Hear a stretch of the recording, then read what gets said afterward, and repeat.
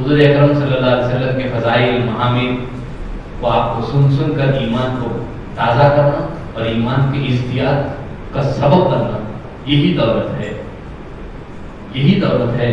کوئی حضور کو یہاں فرما دیا یہاں تک کہ میری محبت کے بغیر کوئی عمل قابل قبول نہیں ہے، قابل قبول۔ حضور یہ فرما سکتے تھے ان کو کہ تم نمازیں نہیں پڑھے تم دوزخ میں جائیں گے، بول سکتے تھے، یہ نہیں فرمایا۔ المرء مع من احب، کہا آدمی اسی کے ساتھ ہوگا جس سے محبت کرے گا، تو یہ قانون بنا دیا حضور نے، ہمیں اس کے تحت کام کرنا ہے۔ اور میں یہی سوچ رہا تھا کہ کچھ اور آ جائے ہمارا، تو ایک بات آخری کہہ دیتا ہوں حضرت کی اجازت سے، جواب کیا دینا نہیں معلوم، ایک دوسرے کو دیکھ رہی کیا جواب دینا نہیں معلوم، لیکن جب دیکھے کہ حضور اکرم صلی اللہ علیہ وسلم کی روح مبارک روز میثاق میں کیا جواب دیتی ہے، ہم بھی وہی دیں گے ورنہ غلط نہ ہو جائے۔ ہم دیکھیں گے کہ آپ کیا جواب دیتے ہیں۔ اللہ تعالیٰ پوچھتا ہے الستو بربکم، حضور کی روح مبارک سب سے پہلے جواب دیتی ہے قالوا بلی، کیوں نہیں آپ ہمارے رب۔ تو جب دیگر انبیاء چاہے وہ 1,24,000 ہوں جتنے بھی ہوں، ان کی ارواحیں حضور کا جواب سن کر جواب دینے لگے، گویا حضور سارے انبیاء کے استاد ہیں۔ کہاں پر؟ عالم ارواح میں۔ تو آپ کی فضیلت تو ہر عالم میں دیکھ لیجیے، ابھی دنیا میں کوئی آئے نہیں، پیدا ہی نہیں ہوئے، وہاں پر آپ انبیاء کے استاد ہیں، گویا معلم الانبیاء ہیں۔ آپ سے سیکھ کر جواب دیا، تو اللہ تعالیٰ دیکھ رہے تھے کہ یہ میرا حبیب سارے نبیوں کا استاد ہے۔ یہ عالم ارواح کی ایک عالم ہے جہاں 18,000 عالم ہیں، ان میں سے یہ بھی ایک عالم ہے۔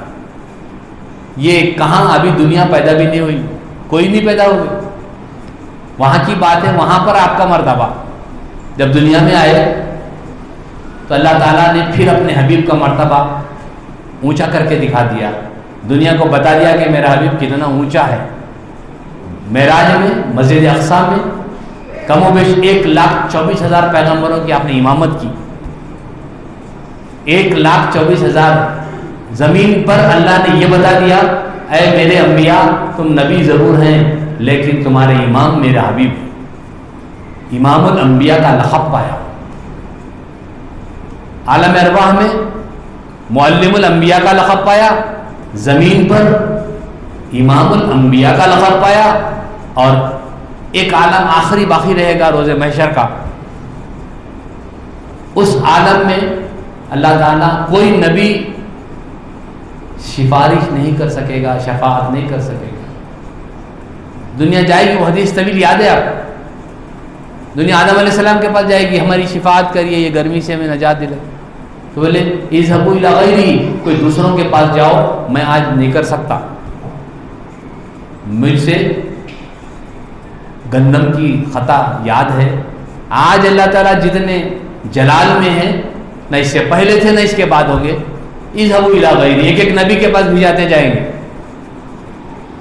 سب کے پاس جب حضرت عیسیٰ علیہ السلام کے پاس جائیں گے تو وہ کہیں گے ادھر ادھر مت جاؤ، آج جن کی سنی جانے والی ہے وہ محمد الرسول اللہ کی سنی جانے والی ہے۔ وہاں جائیں گے، آپ نے فرمائیں گے انا لہا، کہ یہ کام تو میرا ہے، یہ کام تو میرا ہے۔ نبیوں کی بھی شفاعت کریں گے، اسی لیے کہا جاتا ہے شفیع الانبیاء، نبیوں کی بھی شفاعت کریں گے، ساری مخلوق کی کریں گے۔ تو یہ 3 بڑے عالم ہیں، ایسے ہزاروں عالم، ہر عالم میں جہاں اللہ رب ہے وہاں رسول پاک رحمت ہے، وہاں پر معلم الانبیاء رہے، اور جب معراج میں آئے تو امام الانبیاء ہوئے، اور کل قیامت میں شفیع الانبیاء ہونے والے ہیں۔ تو دوستو اور بزرگوں، میں اس وجہ سے بھی تمہید کے طور پہ کہنا مقصد نہیں تھا، مگر کچھ لوگ آ گئے الحمدللہ، تو میں ہمارے مولانا ڈاکٹر حسن محمد صاحب سے گزارش کرتا ہوں کہ ہمارے آج کے مہمان حضرت علامہ प्रोफेसर डॉक्टर सैयद जहांगीर साहब, प्रिंसिपल एफलू यूनिवर्सिटी और दीगर कई ओहदों से मुमय्यज़ उस्तादुल उलमा डॉक्टर सैयद जहांगीर साहब दामद बरकातुहुल कुद्सिया की भी खुशी।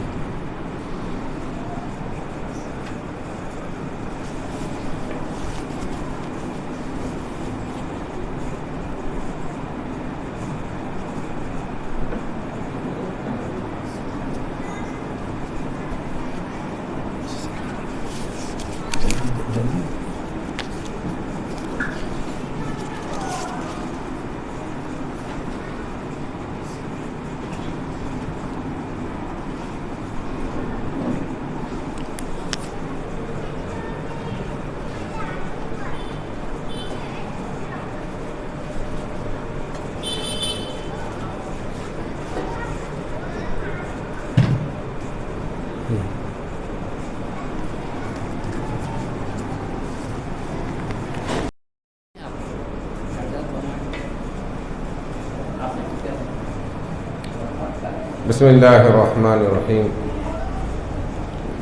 الحمد لله الذي كرمنا وفضلنا وأنعمنا بخلقنا في بيوت مسلمة، ونشكر الله ونحمده على أن ربنا سبحانه وتعالى خلقنا في أمة سيدنا ونبينا وشفيعنا وحبيبنا مولانا محمد صلى الله عليه وآله وسلم، الذي جعله الله سبحانه وتعالى بشيرا ونذيرا إلى كافة الناس إلى يوم القيامة. قال سبحانه وتعالى في كلامه المجيد ممجدا ومكرما ومعظما ورافعا ذكر حبيبه: أعوذ بالله من الشيطان الرجيم، إن الله وملائكته يصلون على النبي يا أيها الذين آمنوا صلوا عليه وسلموا تسليما. اللهم صل على سيدنا شفيعنا حبيبنا مولانا محمد وعلى آله وصحبه الغر الميامين أجمعين. وقال سبحانه وتعالى في مقام آخر: أعوذ بالله من الشيطان الرجيم، وإذ أخذ الله ميثاق النبيين لما آتيتكم من كتاب وحكمة ثم جاءكم رسول مصدق لما معكم لتؤمنن به ولتنصرنه قال أأقررتم وأخذتم على ذلكم إصري قالوا أقررنا قال فاشهدوا وأنا معكم من الشاهدين. وقال في مقام آخر: أعوذ بالله من الشيطان الرجيم، لقد من الله على المؤمنين إذ بعث فيهم رسولا إلى آخر الآية. وقال سبحانه وتعالى في مقام آخر: أعوذ بالله من الشيطان الرجيم، قل بفضل الله وبرحمته فبذلك فليفرحوا إلى آخر الآية. وقال سبحانه وتعالى في مقام آخر: أعوذ بالله من الشيطان الرجيم، وذكرهم بأيام الله. صدق الله العظيم وصدق رسوله النبي الكريم، ونحن على ذلك لمن الشاهدين والشاكرين. محترم المقام پیر طریقت حضرت مولانا سید حسین اللہ بشیر صاحب مدد اللہ العالی، جانشین حضرت ابو الفدا رحمہ اللہ، مہمان خصوصی محترم مولانا ڈاکٹر حافظ حسن محمد صاحب، محتمیم کتب خانہ جامع عثمانیہ، اور شہنشین کے دوسری جانب تشریف فرما ملت کے بزرگان اور بزرگوں اور دوستوں، عزیزان گرامی، میں سب سے پہلے اللہ رب العزت کی بارگاہ میں شکر بجا لاتا ہوں کہ اللہ رب العزت نے اپنے ان حبیب صلی اللہ علیہ وسلم کی ذکر میں کچھ عرض کرنے کی سعادت کا موقع عطا فرما رہا ہے۔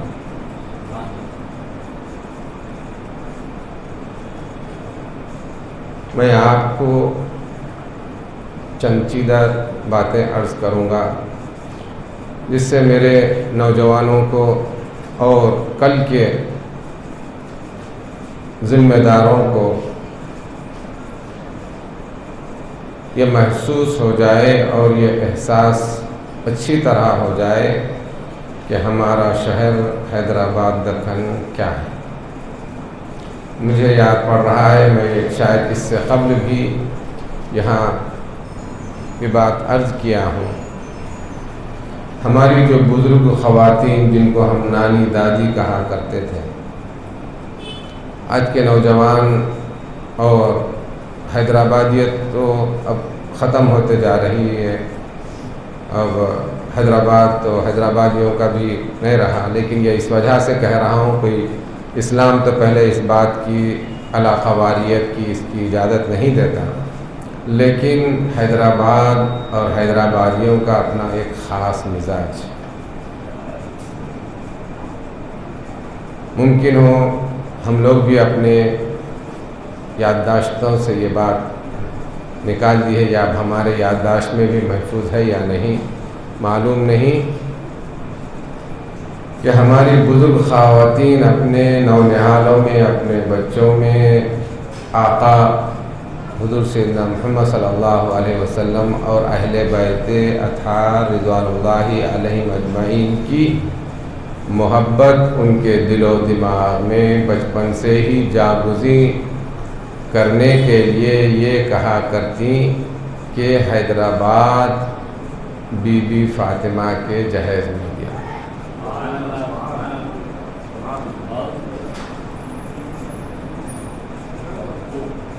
یہ آپ کو اندازہ نہیں ہے ایسا کیوں ہوا کرتا تھا، ایسا کیوں ہے؟ کیونکہ آخر ہندوستان اور دنیا کے مختلف شہروں کا جائزہ لیا ہے اور دیکھا ہے، دیکھنے کا موقع ملا ہے۔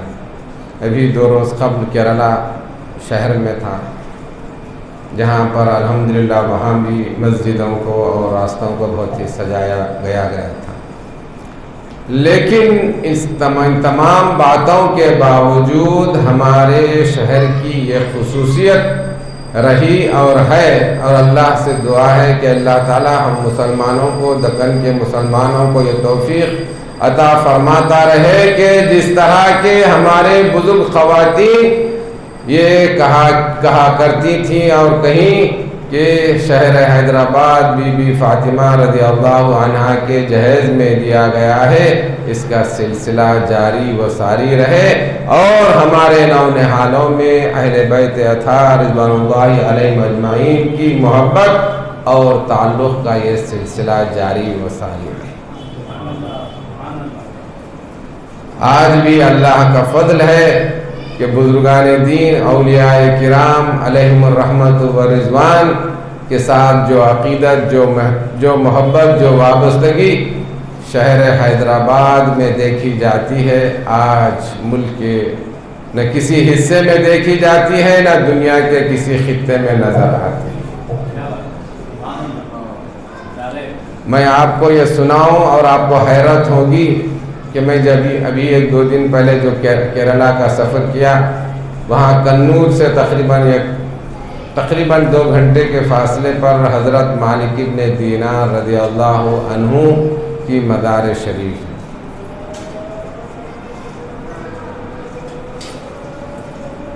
میں یہ دیکھ کر حیرت میں رہ گیا کہ اتنی بڑی ہستی اور شخصیت کیرلا شہر میں آرام فرما رہی ہے اور لوگ بیگانوں کی زندگی گزار رہے ہیں۔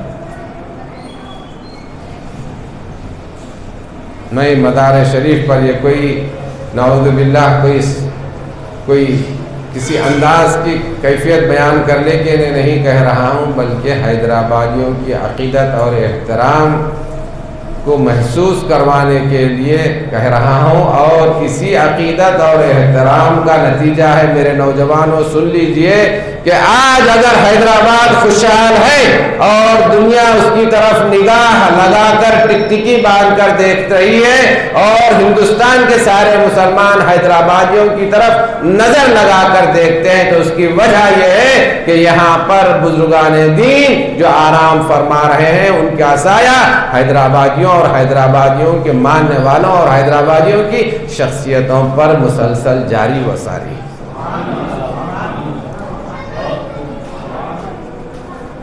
اور اس سلسلے کو جاری و ساری رہنا چاہیے۔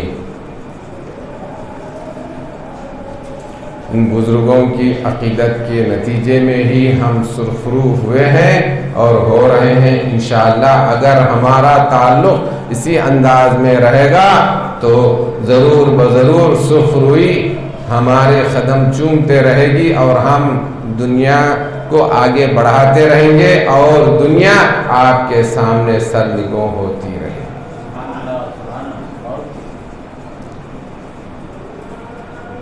ابھی بانی محفل جیسا کہ فرمایا، محبت کی بات، یقیناً جانیے، یقین کیجئے، ایمان کا حصہ بنائیے کہ عبادت محبت کا ثمرہ ہے۔ جتنی محبت گہری اور قریب سے قریب تر ہوگی، عبادت اتنی ہی پختہ اور عبادت میں اتنا ہی مزہ آئے گا۔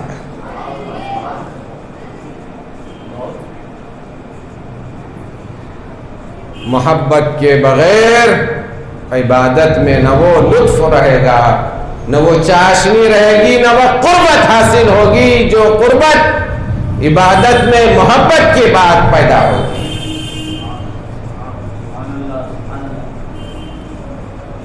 ابلیس کو کون نہیں جانتا؟ ابلیس سے کون واقف نہیں؟ ابلیس کے علم سے کون واقف نہیں؟ لیکن باوجود اس غیر معمولی علم کے ابلیس کو کیوں بارگاہ سے دور کیا گیا اور راندہ بارگاہ ہو گئے؟ مردود کیوں ہوا؟ اس کی وجہ یہ ہوئی کہ اس نے جہاں پر محبت اور عشق اور وارفتگی کا ثبوت دینا تھا، وہاں پر اس نے عقل سے کام لیا۔ میرے بزرگوں اور دوستوں، میں اپنے نوجوانوں کو، نونہالوں کو بتلاتا چلوں، مولانا جیسا کہ ارشاد فرما رہے تھے کہ ابھی کچھ لوگ آ جائیں تو محفل کا آغاز ہو۔ میرے بزرگوں اور دوستوں، آقا کے نام پر کوئی آئے نہ آئے، آپ تنہا ہیں تو آپ اپنی جو ہے نا محفل کو شروع فرما دیجیے۔ آقا کی محفل کو کسی کی ضرورت نہیں، آقا کی محفل سے وہی اپنے آپ کو متعلق رکھے گا جس کو اپنے آقا سے محبت ہوگی۔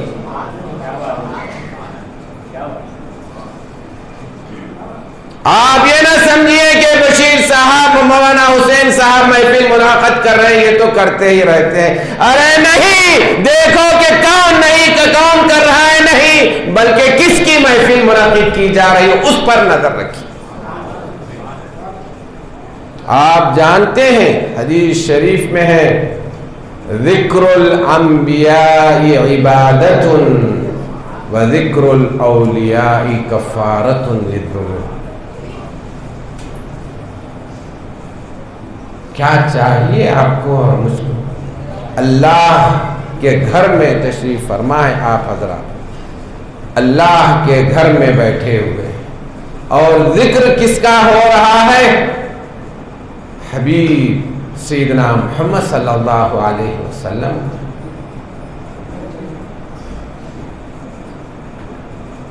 آپ کی یہاں جو نشست ہو رہی ہے، اس نشست کا ایک ایک لمحہ اللہ رب العزت کے پاس ذکر مدون ہو رہا ہے، ذکر کے طور پر لکھا جا رہا ہے۔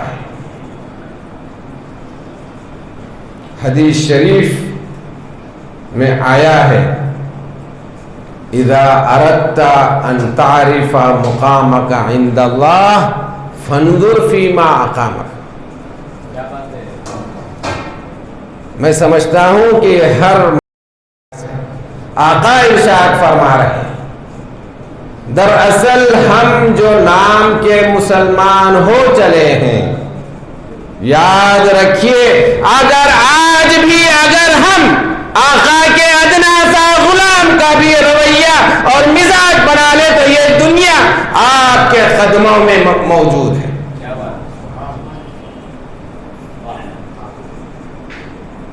یہ دنیا مجبور ہوگی کہ وہ آپ کے قدم چومے، شرط یہ ہے کہ آقا کے غلامی کر کے بتلائے۔ قرآن مجید موجود ہے، احادیث شریفہ موجود ہے، ضرورت ہے آقا کے نمونے کی۔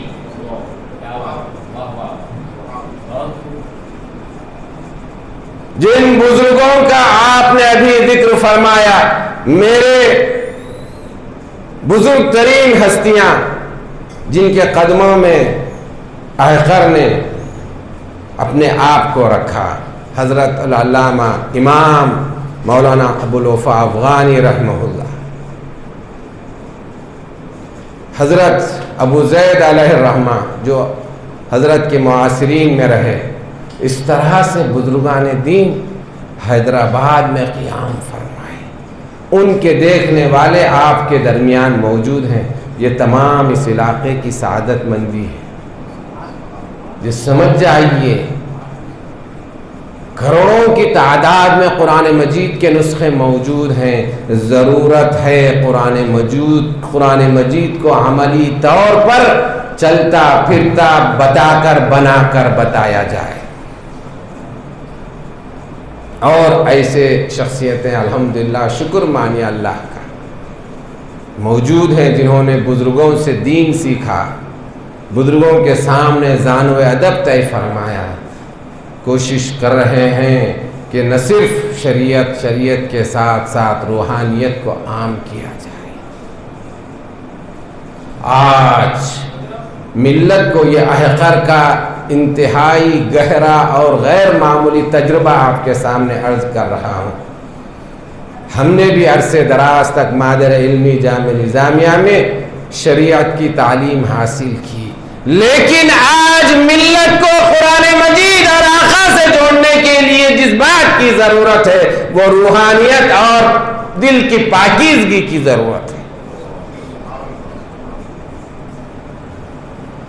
کتنے عرب حضرات یہاں حیدرآباد تشریف لائے، ان سے ملاقاتیں ہوتی رہی ہیں، ان تمام سے ایک ہی بات میں عرض کرتا ہوں، آج شریعت کے ساتھ ساتھ نہ صرف ہندوستان بلکہ پوری دنیا کو اور دنیا کے مسلمانوں کو جس بات کی ضرورت ہے وہ ضرورت روحانیت کی ضرورت ہے۔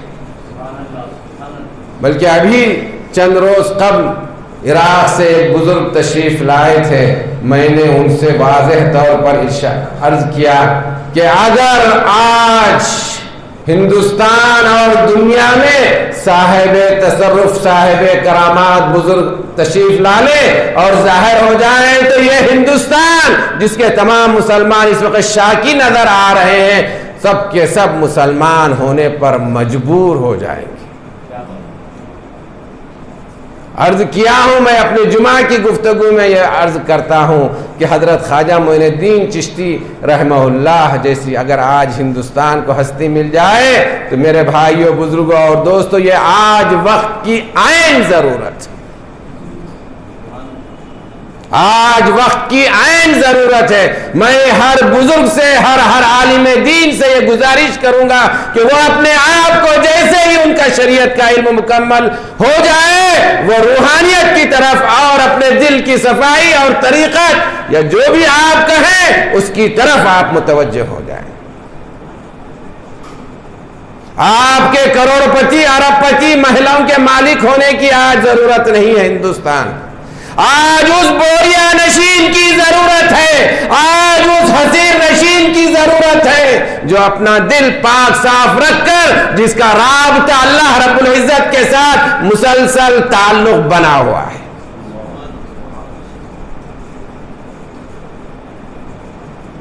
جن کا تعلق اللہ رب العزت کے ساتھ نہ صرف مضبوط ہو بلکہ آقا حضور سیدنا محمد صلی اللہ علیہ وسلم کے ساتھ براس رابطہ قائم ہو. آج میں اور آپ آقا حضور سیدنا محمد صلی اللہ علیہ وسلم کے ذات گرامی کے بارے میں کچھ سننے اور سنانے کی سعادت حاصل کرنے کے لیے یہاں جمع ہیں. جن آیات شریفہ کی تلاوت کا شرف احقر نے حاصل کیا، یہ تو نمونے کے طور پر چند آیات شریفہ آپ کے سامنے عرض کی گئی، لیکن حضرت سیدتنا ام المومنین عائشہ رضی اللہ عنہا سے آپ دریافت فرمائیں گے، آپ کی بارگاہ میں حاضر ہوں گے اور آپ دریافت فرمائیں گے کہ آپ آقا حضور سیدنا محمد صلی اللہ علیہ وسلم کے بارے میں کچھ فرمائیے، آپ کے اخلاق کے بارے میں فرمائیے. تو آپ فرماتی ہیں کان خلقہ القرآن، کہ سارا قرآن مجید آقا حضور سیدنا محمد صلی اللہ علیہ وسلم کے اخلاق کا نمونہ ہے. میرے بھائیوں، بزرگوں اور دوستوں، آج ہم مسلمانوں کی یہ جو کیفیت، یہ جو حال ہو جائے کہ یہ کروڑ پتی آپ بننا آپ کے محلوں کے خواب اس وقت ہندوستان کے لیے کوئی کارآمد نہیں ہے اور نہ مسلمانوں کے لیے کارآمد ہے.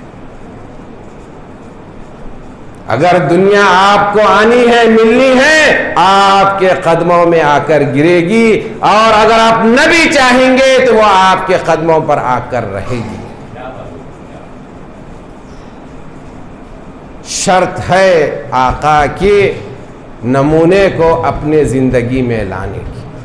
میں نوجوانوں سے خواہش اور گزارش کرتا ہوں کہ نوجوانوں، آج ہندو بھائی ہماری طرف دیکھ رہا ہے کہ یہ مسلمان کب مسلمان بن جائیں اور پھر دوبارہ ہم ان کے دہلیزوں پر اپنے ماتھے ٹیکنا شروع کر دیں، تاکہ ہمارے لیے بھی وہ اطمینان حاصل ہو جائے، ہماری زندگیوں میں بھی وہ سکون آ جائے جیسا کہ ہمارے پرکھوں کو سکون ملا کرتا تھا.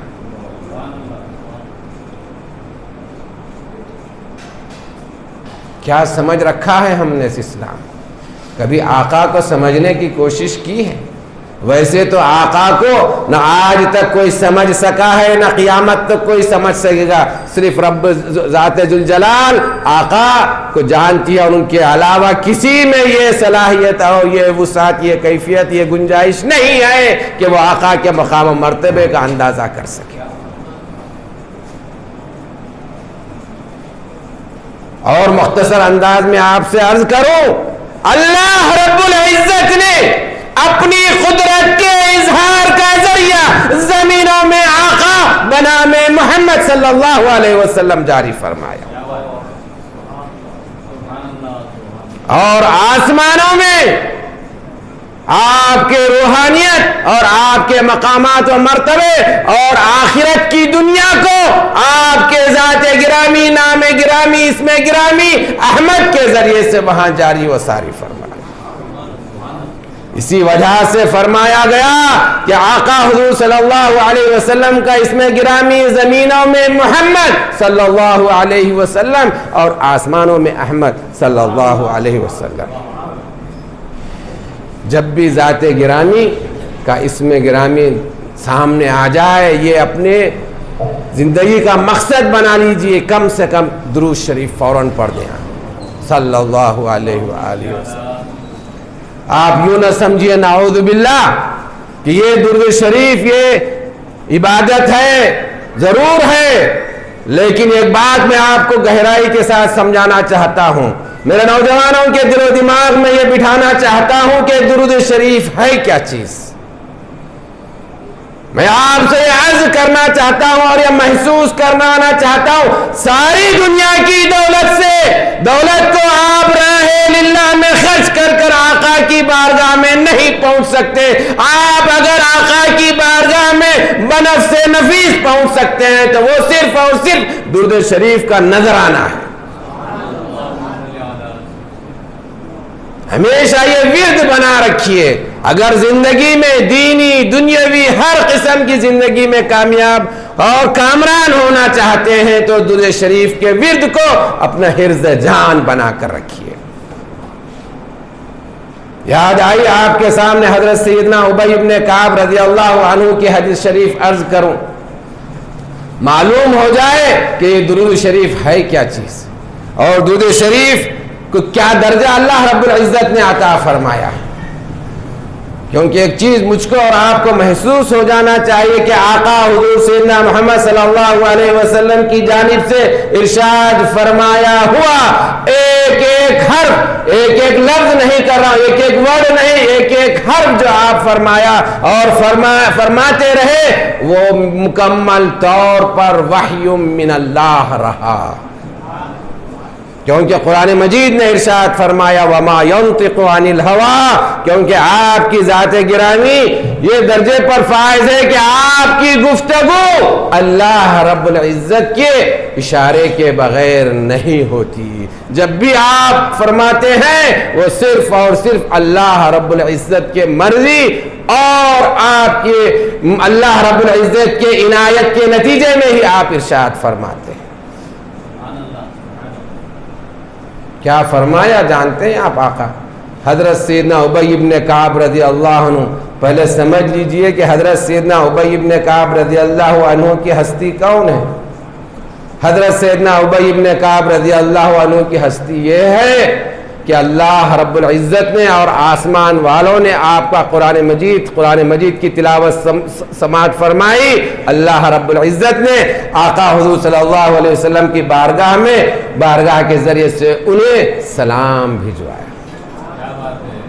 یہ حضرت ابی بن کعب، کیونکہ آقا نے فرمایا اقرأکم ابی، سب سے بہترین تلاوت قرآن مجید کی کوئی کرتے ہیں تو وہ حضرت سیدنا ابی بن کعب رضی اللہ عنہ، جن کی تلاوت کو اہل آسمان رب ذوالجلال نے قبول فرمایا اور آپ کو اعجاب کی نظر سے ملاحظہ فرمایا۔ ایسے حضرت ابی بن کعب سب سے بہترین قاری، جن کو بارگاہ نبوت سے جو ہے نا قبولیت کی سند عطا ہوئی، اللہ رب العزت کے پاس سے جنہیں سلام آیا، یہ ایسے حضرت ابی بن کعب رضی اللہ عنہ آقا حضور صلی اللہ علیہ وسلم سے ارشاد فرماتے ہیں کہ یا رسول اللہ، میں جب اللہ کی بارگاہ میں دعا کرتا ہوں تو میں 1/3 یعنی 1/3 میں دعا کے حصے کے طور پر آپ پر درود شریف کا نذرانہ پیش کرنے کی سعادت حاصل کرتا ہوں۔ بارگاہ نبوت سے کیا ارشاد ہوتا ہے سماعت فرمائیے۔ اے ابی، بہت خوب، بہت خوب، بہت اچھا، لیکن اس میں اور مزید اضافہ کر لیا جائے، اضافہ ہو جائے تو بہت اچھا ہے۔ آقا کے امتی پر بھی قربان جائیے، کیا فرماتے ہیں؟ محبت کا تقاضا، محبت کا عملی جامہ آپ ملاحظہ فرما لیے۔ فرماتے ہیں یا رسول اللہ اب 1/3 دعا کے لیے خاص کروں گا اور 2/3 درود شریف کا نذرانہ آپ کی خدمت میں پیش کروں گا. کیا بات ہے. بارگاہ نبوت سے ارشاد ہوتا ہے اے ابی بہت اچھا لیکن اور مزید اضافہ ہو تب بہت اچھا ہے. بہت خوب ہوگا کہ 1/3 دعا کے ساتھ جو تم نے جو ہے نا 2/3 درود شریف کے نذرانے کی جو فکر اور جو نا عمل کا ارادہ کیا ہے بہت اچھا، لیکن اس میں مزید اضافہ ہو تو بہت اور اچھا ہوگا. حضرت سیدنا ابی رضی اللہ عنہ کیا ارشاد فرماتے ہیں بچا کیا آپ 1/3 دعا 2/3 درود شریف. اگر آپ 1/3 دعا کو بھی درود شریف پڑھے تو صرف اور صرف دعا ہی درود شریف ہوگی. تو حضرت سیدنا ابی ابن کعب رضی اللہ عنہ ارشاد فرماتے ہیں یا رسول اللہ اب آئقر مکمل طور پر دعا کے طور پر صرف اور صرف آپ کی خدمت میں درود شریف کا نذرانہ پیش کرتا رہے گا.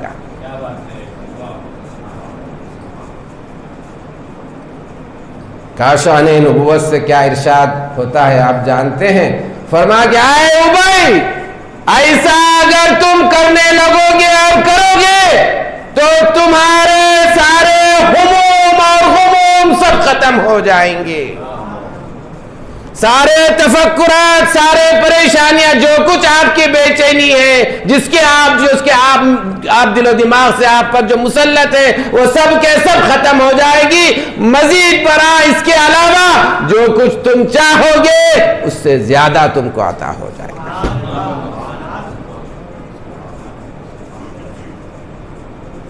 تو اسی لیے کوشش کیجئے اور احقر بھی اس پہ عمل کرتا ہے جہاں تک ممکن ہو سکے اپنے شب و روز میں صرف اور صرف درود شریف. اور درود شریف بھی احقر یہ عرض کرتا ہے کہ درود ابراہیمی جو نماز میں پڑھا جاتا ہے اس کا آپ ورد فرمائیے، کیونکہ بارگاہ نبوت سے جس کو قبولیت حاصل ہوئی ہے صحابہ کرام جس کا ورد کیا کرتے تھے. لیکن اس سلسلے میں ایک بات عرض کروں کہ جہاں پر آقا حضور سیدنا محمد صلی اللہ علیہ وسلم کا اسم گرامی ہے، اسم گرامی سے قبل سیدنا کا لفظ اضافہ ضرور کر لیا کرے، کیونکہ آقا نے ارشاد فرمایا انا سید ولد آدم ولا فخر، میں تمام بنی نو انسان کا سردار ہوں اور یہ کوئی فخر کی بات نہیں. اور خود ایک روایت میں حضرت سیدنا عبداللہ ابن عمر رضی اللہ عنہما نے ارشاد فرمایا، آپ حضرت محدث دکن علیہ الرحمٰن نے کہیں ذکر فرمایا درود شریف کی مجلس میں کہ حضرت سیدنا عبداللہ رضی اللہ عنہ جو حضرت سیدنا عمر رضی اللہ عنہ کے صاحبزادے ہیں، جن کی سنتوں کے اتباع کے بارے میں کیا کہا جائے. میں سمجھتا ہوں کہ حضرت سیدنا عبداللہ ابن عمر رضی اللہ عنہما کی سنت کے سلسلے میں جو خدمات ہیں، جو اتباع کا طریقہ رہا ہے، اس کے بعد کوئی امت کہ کسی فرد کو یہ گنجائش نہیں کہ وہ اپنے لیے کوئی بہانہ تلاش کرے.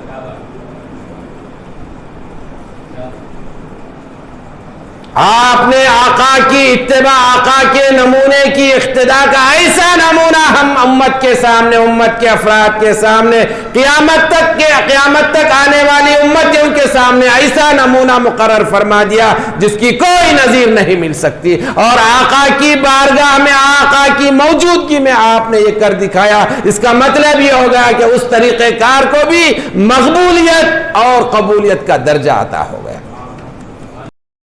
کے سامنے خاص طور پر اس لیے عرض کر رہا ہوں، آج ہماری کمزوری اور قسم و پرسی اور مظلومیت، ہر قسم کی تباہی اور ناکامی کی کوئی وجہ ہے تو صرف اور صرف آقا کی سنتوں سے اپنے آپ کو دور کرنا ہے. جس وقت میں اور آپ آقا کی سنتوں اور آقا کے مزاج کے مطابق زندگی گزارنا شروع کر دے، آپ مٹی پکڑے تو مٹی سونا آپ کی بلی ہو جائے گی.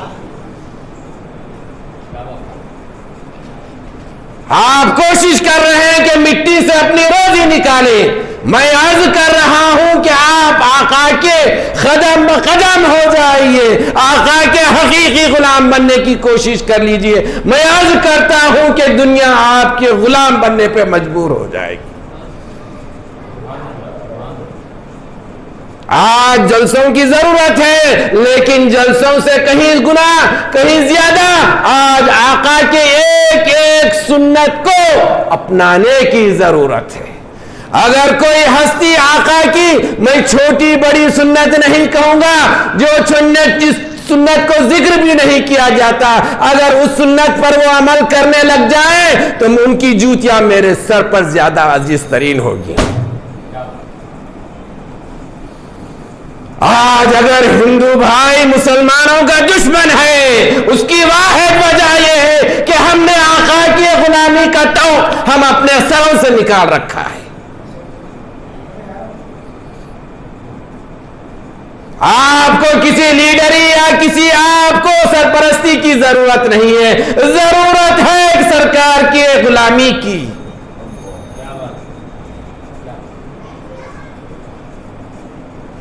میرے نوجوانوں سمجھ جائیے، کوئی دنیا آپ کو کچھ دینے والی نہیں ہے اور نہ دے سکتی ہے. اللہ رب العزت نے فرمایا، آقا نے ارشاد فرما دیا کہ ساری دنیا مل کر اگر آپ کے لیے ایک پائی کا انتظام کرنا چاہے اور اللہ رب العزت اس کے خلاف ہے تو دنیا آپ کو وہ پائی نہیں دلا سکتی. اور ساری دنیا آپ کے خلاف ہے، آپ کو ایک پائی نہیں دینا چاہتی. اللہ رب العزت چاہتا ہے ساری دنیا آپ کے قدموں میں لا کر ڈال دے گا. یہی بات آج سمجھنے کی ضرورت ہے، اس کے علاوہ کوئی اور بات نہیں.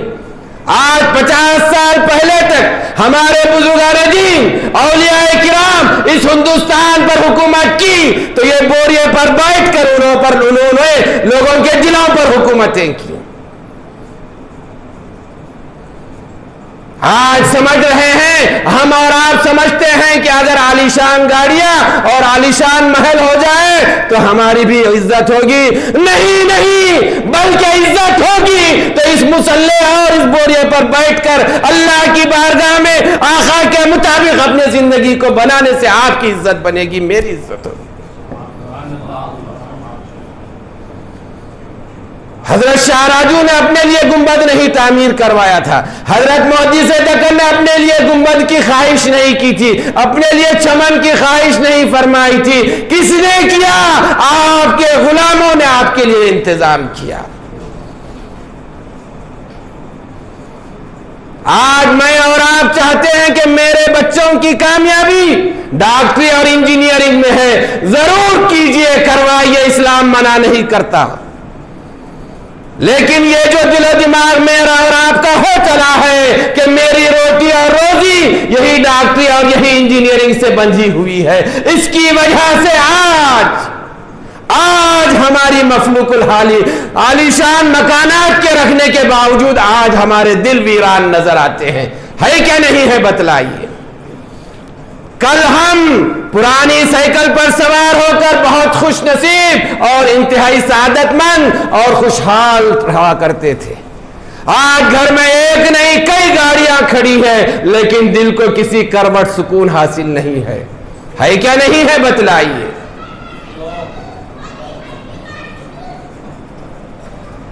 یہی بات آج سمجھنے کی ضرورت ہے.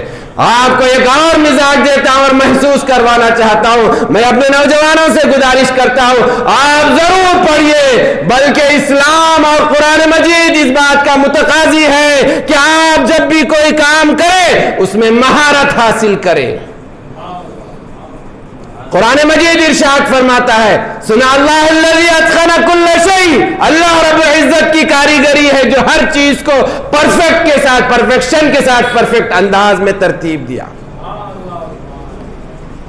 اسی بات کو آقا نے ارشاد فرمایا، اذا عمل منکم عملا فلیتقنہ، جب بھی تم میں سے کوئی کسی کام کو انجام دے تو پوری پرفیکشن کے ساتھ، پوری مہارت کے ساتھ اس کام کو انجام دے. یہ اسلام کا مزاج ہے، یہ اسلام کا مزاج ہے. ڈاکٹر بنے تو سب سے بہترین، دنیا کا سب سے اعلیٰ ترین، ماہر ترین ڈاکٹر مسلمان کو ہونا چاہیے. इंजीनियर मुसलमान बनता है तो यह दुनिया का सबसे बेहतरीन क्रिएटिव सलाहियत रखने वाला मुसलमान इंजीनियर होना चाहिए। इस्लाम इस बात का मुतकाजी है, इस्लाम की ये पॉलिसी है, इस्लाम का ये मिजाज है।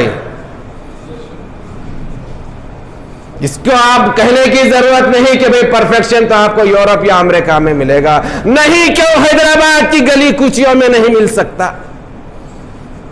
यहां की गली कूचियों पर हमारे बुजुर्गों का साया और बुजुर्गों की दस्तगीरी और बुजुर्गों की निगाह करम यहां मौजूद है। शर्त यह है कि मेरी निगाह उन बुजुर्गों को नहीं देख रही। अगर कश्फ की किसी कैफियत है तो इन बुजुर्ग से दरियात फरमाइए वो क्या फरमा रहे हैं। आपको अगर कश्फ है तो बुजुर्गों के पास जाइए और दरियात फरमाइए कि बुजुर्गान दीन क्या फरमा रहे हैं। आज के मुसलमान को किस तरह से जिंदगी गुजारना चाहिए, किस तरह का मुसलमान उन बुजुर्गों को मतलूब है।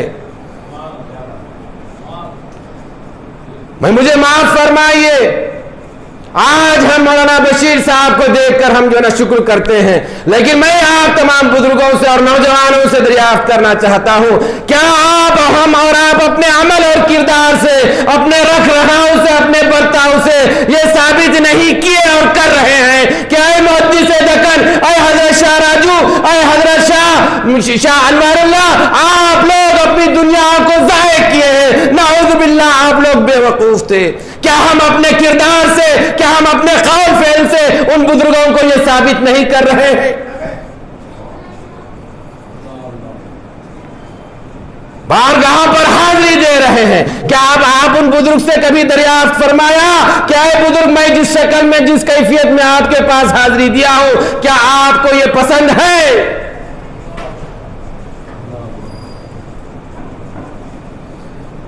मानिए वक्त नहीं गया, हिंदुस्तान इंतजार कर रहा है कि कब मुसलमान आका के गुलाम बन जाए, आका के गुलाम बन जाए और ये हिंदुस्तान की बागडोर अपने हाथ ले ले।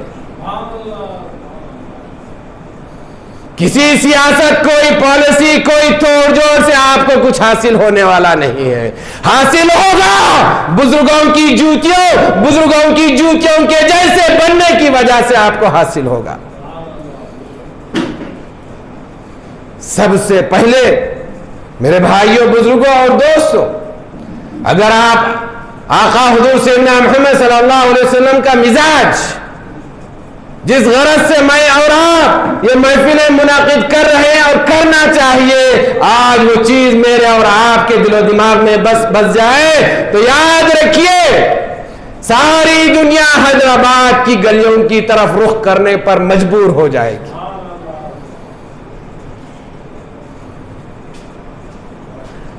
कुरान मजीद मेरे और आपके हाथों में है, हदीस शरीफ मेरे और आपके सामने मौजूद है। मैं और आप आका का मीलाद शरीफ मना रहे हैं, जरूर मनाना चाहिए, लेकिन होश में रहकर मनाना चाहिए।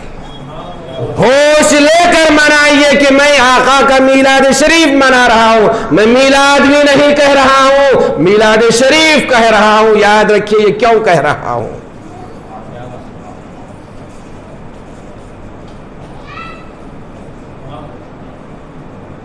किस गरज से मुझको और आपको सर में किस बात का सौदा रखकर मीलाद शरीफ को मनाने का इरादा करना चाहिए।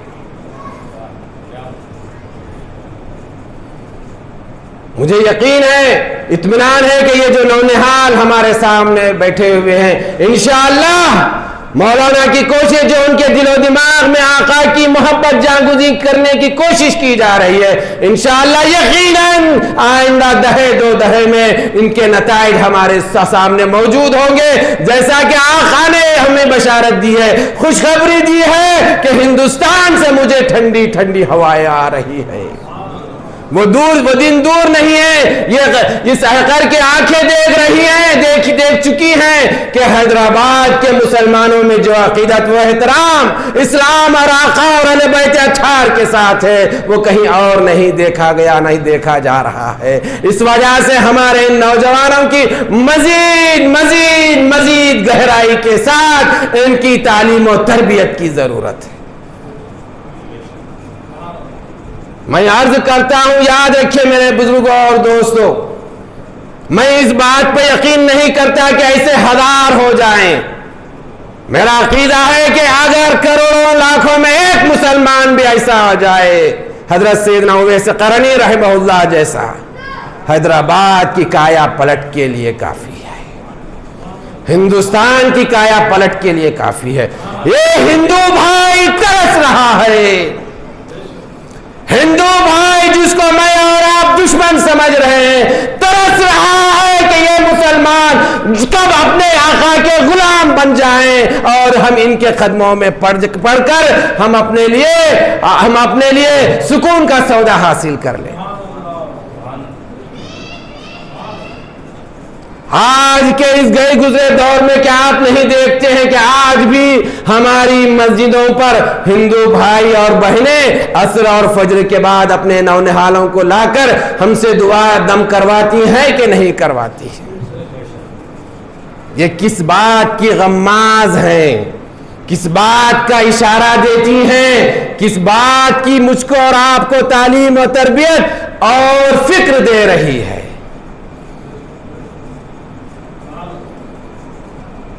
چھوٹی چھوٹی بات پر غور کرنے کی عادت ڈالیے۔ قرآن مجید سوچنے فکر کرنے والوں کے لیے دیا گیا ہے، بھیجا گیا ہے۔ اس طرح سے طوطا کی مینا کی طرح پڑھنے والوں کے لیے قرآن مجید نہیں ہے، ان کو بھی ثواب ملے گا، یقیناً ملے گا، بلکہ آقا نے تو یہاں تک ارشاد فرمایا ہے کہ جو بندہ مومن قرآن مجید کو اٹک کر اس کو پڑھنے نہ آنے کی وجہ سے اٹک کر قرآن مجید کی تلاوت کرتا ہے، اس کو اللہ رب العزت دوہرا ثواب عطا فرماتا ہے۔ کیا اسلام ہے مجھ کو اور آپ کو دیا گیا؟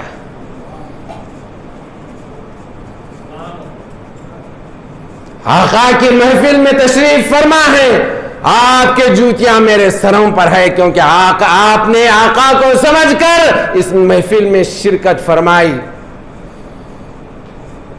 یہ بات اسی وقت آپ سے ادا ہوگی جبکہ معلوم ہوگا کہ آقا کون ہے۔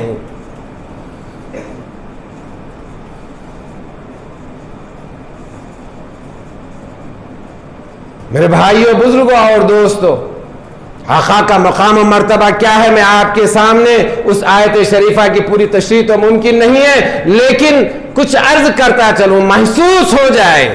میں اسی لیے میں اپنے نوجوانوں کو، علماء کرام سے عرض کرتا ہوں، عربی زبان میں گہرائی مہارت حاصل کیجئے۔ اگر ہمارے بزرگوں میں آقا کی اسلام کے تئیں یہ محبت پیدا ہوئی، اس کی وجہ یہ تھی کہ انہوں نے قرآن مجید کو، آقا کی حیات مبارکہ کو آقا کی زبان میں سمجھنے کی کوشش کی۔ حضرت امام ادیب سید ابراہیم رحمہ اللہ، حضرت صدر الشیوخ سید طاہر رضوی علیہ رحمہ کے والد بزرگوار ہیں۔ ہمارے بزرگان دین تو فرمایا، اور ان کے سیرتوں میں یہ لکھا ہوا ہے کہ ایک بزرگ کو عربی زبان کے ایک لفظ کے 5000 معنی معلوم ہوا کرتے تھے۔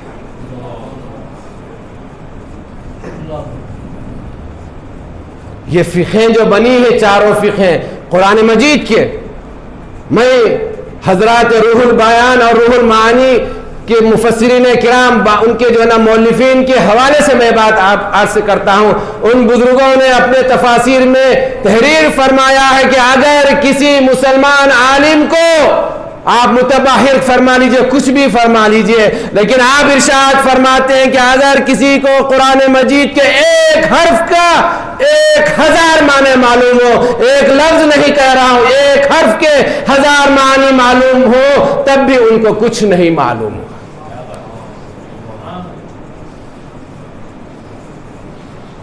کیا وجہ تھی؟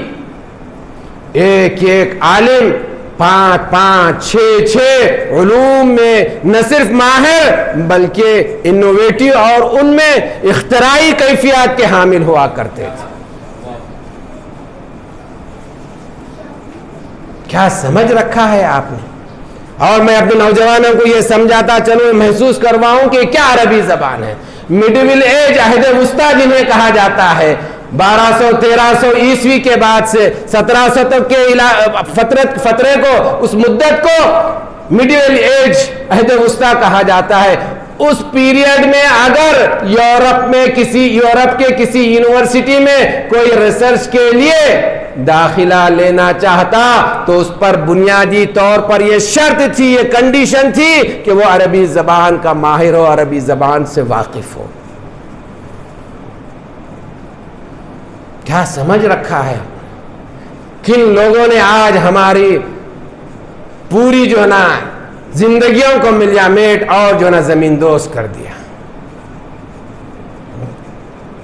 ہم کو جو پوری مخلوق کی دنیا کی باغ ڈور جن کے ہاتھوں میں ہونی چاہیے تھی، آج ان کی باغ ڈور دوسروں کے جن کو محکوم ہونا چاہیے تھا، وہ آج ہماری لاپرواہی، بدقسمتی نہیں کہوں گا، ہماری لاپرواہی، اسلام سے ہم اپنے آپ کو دور کرنے کی وجہ سے ہماری نکیلیں ان کے ہاتھ میں چلی گئی۔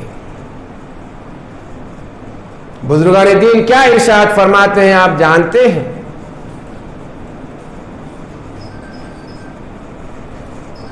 ہم اونٹوں کے چرواہے، بکریوں کے چرواہے تھے۔ قرآن مجید آیا، حدیث شریف آئی، سرکار کی حیات مبارکہ ہمیں ملی، سرکار کا نمونہ زندگی ہمیں عطا ہوا، تو ہم اونٹوں کے چرواہوں سے نکل کر دنیا کے نگہبان ہو گئے۔ اور ایک اور مرتبہ آج اسلام کو، آقا کی نمونے حیات کو، آپ کی سیرت کو آج ہم اپنی زندگیوں سے نکال دور کیا، جس کی وجہ سے ایک اور مرتبہ ہماری نکیلیں، ہماری باغ ڈوریں دوسروں کے ہاتھوں میں چلی گئی۔ سمجھ جائیے، آپ کو ڈاکٹری، آپ کو انجینئرنگ، آپ کو کسی قسم کا فلسفہ، فلسفی آپ کو دنیا کی باغ ڈور تھمانے والی نہیں ہے۔ اگر مجھ کو اور آپ کو دنیا کی سرداری اگر ملنی ہے اور ملے گی تو وہ صرف اور صرف حضرت سیدنا عمر رضی اللہ عنہ، جن کے بارے میں کیا کہا جائے، جن کے بارے میں آقا نے کیا کیا ارشاد فرمایا۔ نبوت کا سلسلہ جاری ہوتا تو سیدنا عمر رضی اللہ عنہ نبی ہوتے۔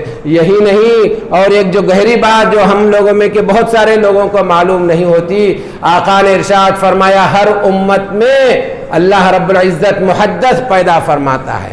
محدث کا مطلب یہ ہوتا ہے کہ جن کی زبان مبارک پر اللہ رب العزت اپنے منشے ارادے کے طور پر حق کو جاری فرماتا ہے۔ آقا نے ارشاد فرمایا لعلی محدث هذه الامہ، ممکن ہو میری اس امت کے محدث وہ عمر ہیں۔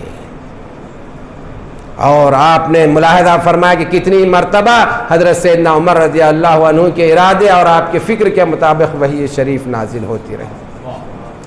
ایسے سیدنا عمر رضی اللہ عنہ جنہوں نے 22 سال خلیفہ مسلمین رہے، سب سے زیادہ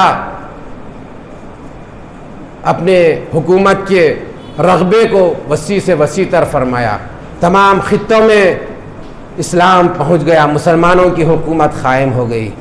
ان تمام تجربوں کے بعد، تمام ایکسپیرینسوں کے بعد مسلمانوں کو آپ نے کیا نصیحت فرمائی؟ غور سے سنیے، میری خاص توجہ نوجوانوں سے ہے۔ میرے نوجوانوں سمجھ جائیے، آپ اپنے بزرگوں کے آپ شکر ادا کیجئے کہ وہ آپ کے سرپرست ہیں، ان کی سرپرستی میں اپنے آپ کو بزرگوں جیسا بنانے والا پڑھیے۔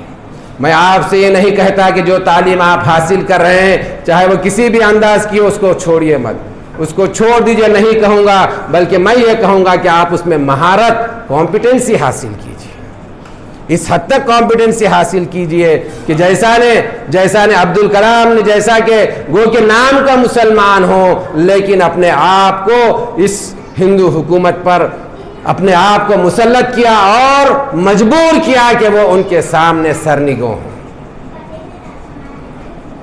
ہندوستان میں آپ یقیناً اگر آپ برا سمجھیں گے تو سمجھائیں گے، لیکن میں آپ کو آج بھی ایسی بارگاہوں کی طرف نشاندہی کر سکتا ہوں جہاں پر آج بھی بڑے بڑے ہندو ان مسلم فقیروں کی بارگاہوں پر، ان کی دہلیزوں پر اپنے ماتھے ٹیکتے ہیں اور پوری گہری ارادت مندی اور عقیدت کے ساتھ ٹیکتے ہیں۔ ضرورت ہے کہ میں اور آپ اس طرح سے بننے کی کوشش کریں، وقت لگے گا، ایسا نہیں ہے کہ آپ دن اور رات میں آپ کو بن جائیں، ضرورت ہوگی تو آپ بنا دیے جائیں گے، لیکن بننا چاہتے ہیں تو اپنے اندر وہ کیفیات، وہ اخلاق، وہ کردار، وہ نمونہ جو آقا نے ہمارے لیے متعین فرمایا اس کو اختیار کرنا ہوگا۔ حضرت سیدنا عمر رضی اللہ عنہ ارشاد فرما رہے ہیں، انا قوم اعزنا اللہ بالاسلام فمہما طلبنا العزہ بغیر الاسلام اذلنا اللہ، ہم ایسی امت ہے جسے اللہ رب العزت نے صرف اور صرف اسلام کی وجہ سے عزت بخشا۔ اگر ہم اسلام کو چھوڑ کر عزت کے لیے جتنی کوششیں کرتے چلے جائیں، لیکن اللہ رب العزت ہمارا مقدر عزت کے بجائے ذلت فرما دے گا اور ذلت فرم کرتا رہے گا۔ یہ پورے اسلام کی تعلیمات کا خلاصہ ہے جسے حضرت سیدنا عمر رضی اللہ عنہ نے ہمارے سامنے پیش فرمایا۔ بھائیو، بزرگوں اور دوستو، آقا کے اس بلند ترین مقام جس کا کوئی احاطہ نہیں کر سکتا، میں اس آیت شریفہ کا صرف ترجمہ رکھ کر میں رخصت ہوں گا کیونکہ وقت بہت ہو چلا ہے۔ یہ باتیں، یہ مزاج بنانے کی کوشش کی جاتی ہے کہ آقا حضور سیدنا محمد صلی اللہ علیہ وسلم اسی جو ہے نا کعبے، اسی مکہ مکرمہ میں تشریف لائے، اس سے پہلے نعوذ باللہ کوئی آپ کا اس دنیا سے تعلق نہیں تھا۔ یہ جو آیت شریفہ ہے، یہ آیت شریفہ ہم کو اور آپ کو پوری وضاحت کے ساتھ یہ سمجھنے اور سمجھانے کو سمجھاتی ہے کہ اے مسلمانوں، اے قرآن مجید کے پڑھنے والوں، تم اپنے آقا کا مقام و مرتبہ جاننا چاہتے ہیں تو اس آیت شریفہ کو گہرائی کے ساتھ پڑھو۔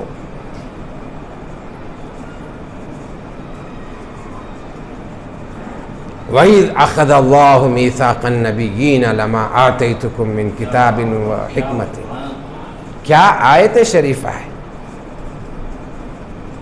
ویسے کئی آیات شریفہ مکمل قرآن مجید آقا کے مقام و مرتبے کو بتلاتا ہے، لیکن اس ایک آیت شریفہ کو مختصر وقت میں آپ جاننا چاہتے ہیں۔ اللہ رب العزت ارشاد فرما رہا ہے، یاد کرو اس وقت کو، وَإِذْ أَخَذَ اللَّهُ مِيثَاقَ النَّبِيِّينَ، جب اللہ رب العزت نے تمام انبیاء کرام، تمام رسولان اعظام، آپ رسولان اعظام میں آپ جانتے ہیں اولو العزم پیغمبر 1,24,000 پیغمبران و رسولان میں سے اتنے ہی رسولان کو اللہ رب العزت مبعوث فرمایا، اولو العزم بنایا جن کو آپ انگلیوں پر شمار کر سکتے ہیں۔ کتابیں مرتب ہیں کہ بعض کی تعداد 9 بتلائی جاتی ہے، کہیں 7 بتلائی جاتی ہے وغیرہ۔ اولو العزم پیغمبر کس طرح سے ان کو یہ عالیشان منصب عطا کیا گیا معلوم آپ کو؟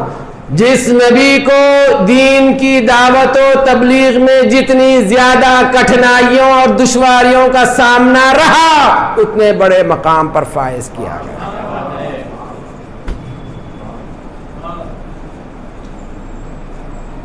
آج میں اور آپ پریشانیوں سے دوچار ہیں، میں اس کا بھی آپ کے سامنے خلاصہ کر دوں، محسوس ہو جائے کہ یہ جو مجھ کو اور آپ کو جو آزمائشیں ہوتی ہیں اس کا آخر ماجرا کیا ہے۔ اور ہمارے خواتین تو نعوذ باللہ یہاں تک کہی جاتی ہیں کہ وہ الفاظ بھی کفری انداز کے الفاظ ہوتے ہیں، ہم زبان سے بھی ادا نہیں کر سکتے۔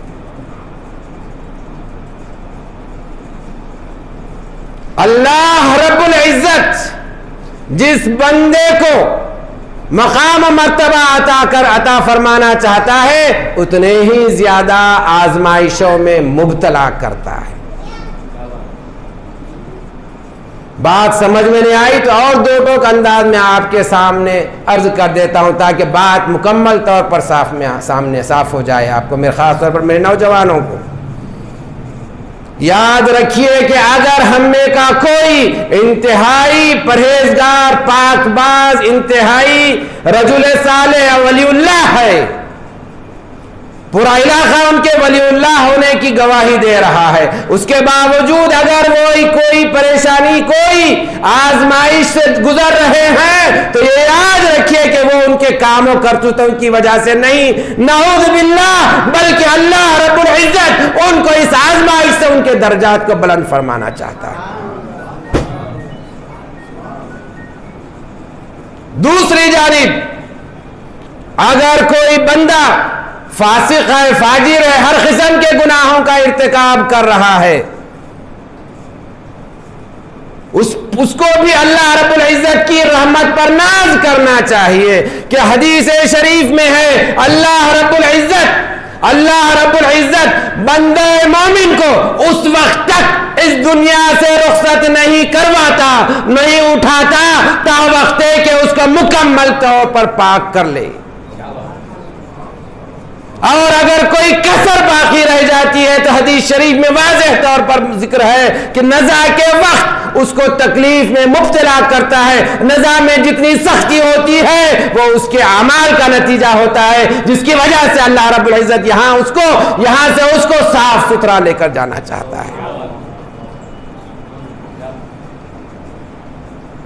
میرے بھائیوں، بزرگوں اور دوستوں، آج یہی لیے عرض کر رہا ہوں، آج اس دور میں اسلام کو، مسلمانوں کو راسخون فی العلم اور ربانیین کی ضرورت ہے، پختہ علم رکھنے والے، جیسا کہ حضرت ہمارے بانی جامعہ حضرت علامہ ابو الوفا اور حضرت ابو زید حضرت محدث دکن علیہ الرحمہ جو ہماری نگاہوں کے سامنے ابھی یہاں سے تشریف لے گئے ہیں، ایسے بزرگوں کی ضرورت ہے۔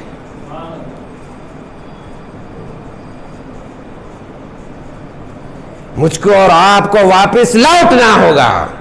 یہ میلاد شریف منانے کا مقصد یہی ہے کہ میں اور آپ اپنا کتابچہ دیکھیں، میں اور آپ اپنے اکاؤنٹس کا ریویو کریں کہ کہاں میرے اعمال میں خامی ہے، کس طرح سے مجھے اس خامی کو دور کرنا ہے اور دور کرنا پڑے گا۔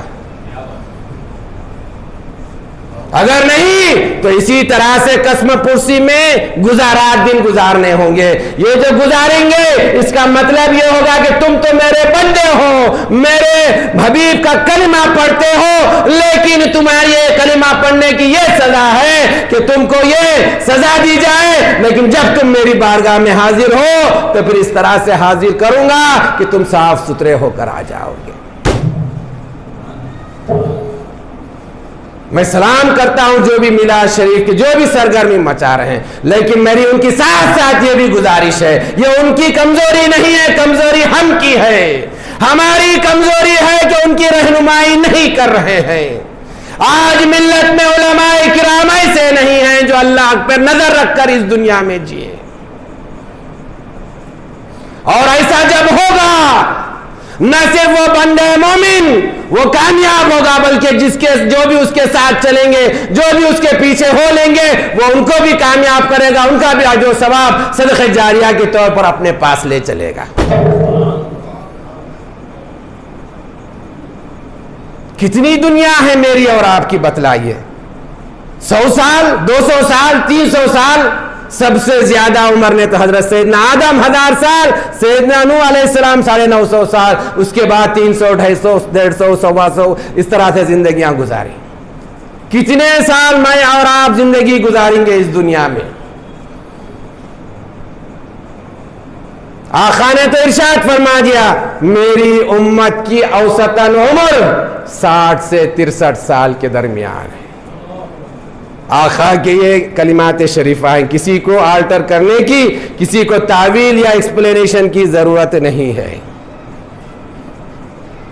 اسی لیے حقر عرض کرتا ہے، اگر کسی کی عمر 63 سال کے بعد بھی زندہ ہے اور الحمدللہ مسجدوں اور جو ہے نا خاندان کے تمام امور انجام دے رہا ہے، تو وہ اللہ کی بارگاہ میں اس کو شکر گزار ہونا چاہیے، شکر گزار ہونا چاہیے کہ اس کی زندگی جو یہ گزر رہی ہے بونس والی زندگی ہے۔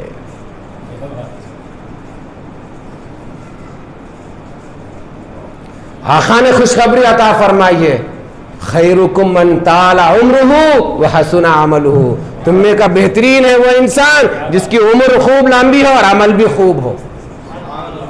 آقا نے خوشخبری دی ہے۔ میرے نوجوانوں سمجھ جائیے، یہ ضرورت ہے۔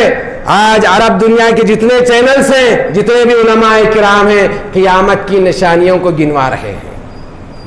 ابھی جو شام میں، جس کو آپ سیریا کہتے ہیں، احادیث شریفہ میں اس کو شام کا مطلب جس میں آپ آج کا سیریا، اردن، جارڈن، فلسطین، اسرائیل جس پر قابض ہے وہ، پھر لبنان، یہ تمام علاقوں کو مل کر شام کہا جاتا ہے۔ الملحمۃ الکبریٰ، جنگ عظیم، آج پورے جو ہے نا چینلوں پر بزرگان دین، علماء کرام گفتگو فرما رہے ہیں۔ قیامت کی نشانیوں کے بارے میں گفتگو فرما رہے ہیں۔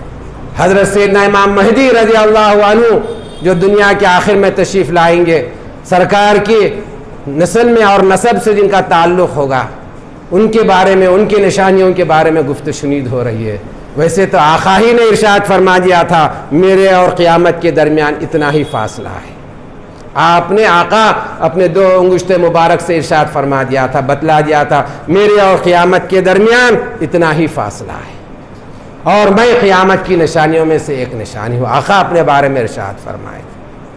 آج 1400 سال سے زائد کا عرصہ ہو چلا ہے، تو مجھ کو اور آپ کو اپنا جائزہ لینے کی ضرورت ہے کہ نہیں ہے؟ اگر میری بات آپ کو خراب لگ رہی ہے، کڑوی لگ رہی ہے تو معاف کیجئے، لیکن میری یہ ذمہ داری ہے۔ میں آپ کو بتلاتا چلوں، اور بتلاتا کیسا چلوں کہ مختصر انداز میں 2 الفاظ میں آپ کو سامنے عرض کر دوں۔ بندے مومن دنیا میں ایک ایک لمحہ جو اللہ کے ذکر کے بغیر گزارے گا، کل وہ جب جنت میں جائے گا تو اس پر حسرت کرے گا، اس پر ندامت کرے گا، اس پر پشیمان ہوگا۔ 1 گھنٹہ نہیں، 1 منٹ نہیں، ایک ایک لمحہ، اے مومنٹ، ایک ایک مومنٹ جو اللہ کے ذکر میں نہیں گزارا جائے گا، نہیں گزارے گا، اس پر جنت میں جانے کے بعد جو درجات عطا ہوں گے، ان درجات پر پشیمان ہوگا۔ میں آپ کو ایک بات عرض کر دوں، یاد آئی تو عرض کرتا چلوں۔ قرآن مجید کی ایک آیت شریفہ ہے، یرفع اللہ الذین آمنوا منکم والذین اوتوا العلم درجات۔ مومنین کے تو درجات ہیں، لیکن اہل علم جو ہیں ان کے درجات کچھ اور ہی ہیں، قرآن مجید ارشاد فرما رہا ہے۔ اس کی تفسیر حضرت سیدنا عبداللہ ابن عباس رضی اللہ عنہما ارشاد فرماتے ہیں، ایک درجے سے دوسرے درجے کے درمیان 100 میل کا فاصلہ ہے۔ بعض روایتوں میں کچھ اور آیا ہے، لیکن کم از کم سمجھنے کے لیے عرض کر رہا ہوں۔ ایک درجے سے دوسرے درجے کے درمیان کتنا؟ 100 میل یا 100 سال کا جو نا فاصلہ ہے۔ تو کیا درجات ہیں مومنین کے، آپ سمجھ، انبیاء کرام نہیں، علماء کے۔ اور مختصر انداز میں نے اپنے نوجوانوں کو سمجھا دوں، سمجھ میں آ جائے کہ جنت کے درجات کیا ہیں، جنت میں کس وجوہات پر کیسے درجات عطا ہوں گے، بلندیاں عطا ہوں گی۔ آج ہم ساری زندگی بھر کماتے ہیں، 24 گھنٹے محنت کر کر ہم جو نا ایک اسٹوری کا مکان نہیں بنا سکتے، اس میں حلال حرام سبھی شامل ہوتا ہے، اللہ محفوظ فرمائے۔ ہوتا ہے کہ نہیں ہوتا؟ ہو رہا ہے۔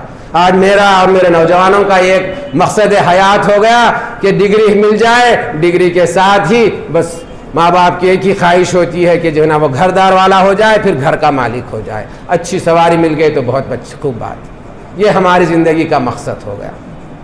جل کے کفار مشرکین یہودیوں کا یہ مقصد نہیں رہا. ہمارا تو مقصد ہونا ہی نہیں چاہیے تھا، لیکن ہمارا یہ مقصد اولین و آخرین، فرسٹ اینڈ لاسٹ ہمارا ایم یہی ہو گیا، اس کے علاوہ کچھ نہیں ہے. جس کی وجہ سے ہم اپنی گاڑی کمائی دن رات ایک کر کے جو کما رہے ہیں، اور کانوینٹ میں شریک ہو جائے میرا بچہ تو ہم باپ ماں جو نا پھولے نہیں سماتے کہ جنت کا ٹکٹ مل گیا.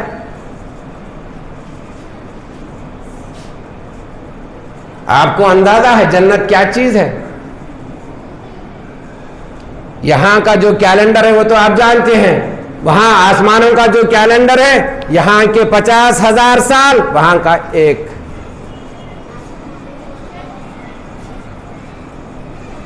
اور جنت، جب جنت میں حساب کتاب ہو جائے گا مومنین تو یقیناً انشاءاللہ سرکار کے کرم اور رحم اور شفاعت سے جنت ملی جائے گی انشاءاللہ. آمین کہیے، یہ معمولی بات نہیں ہے.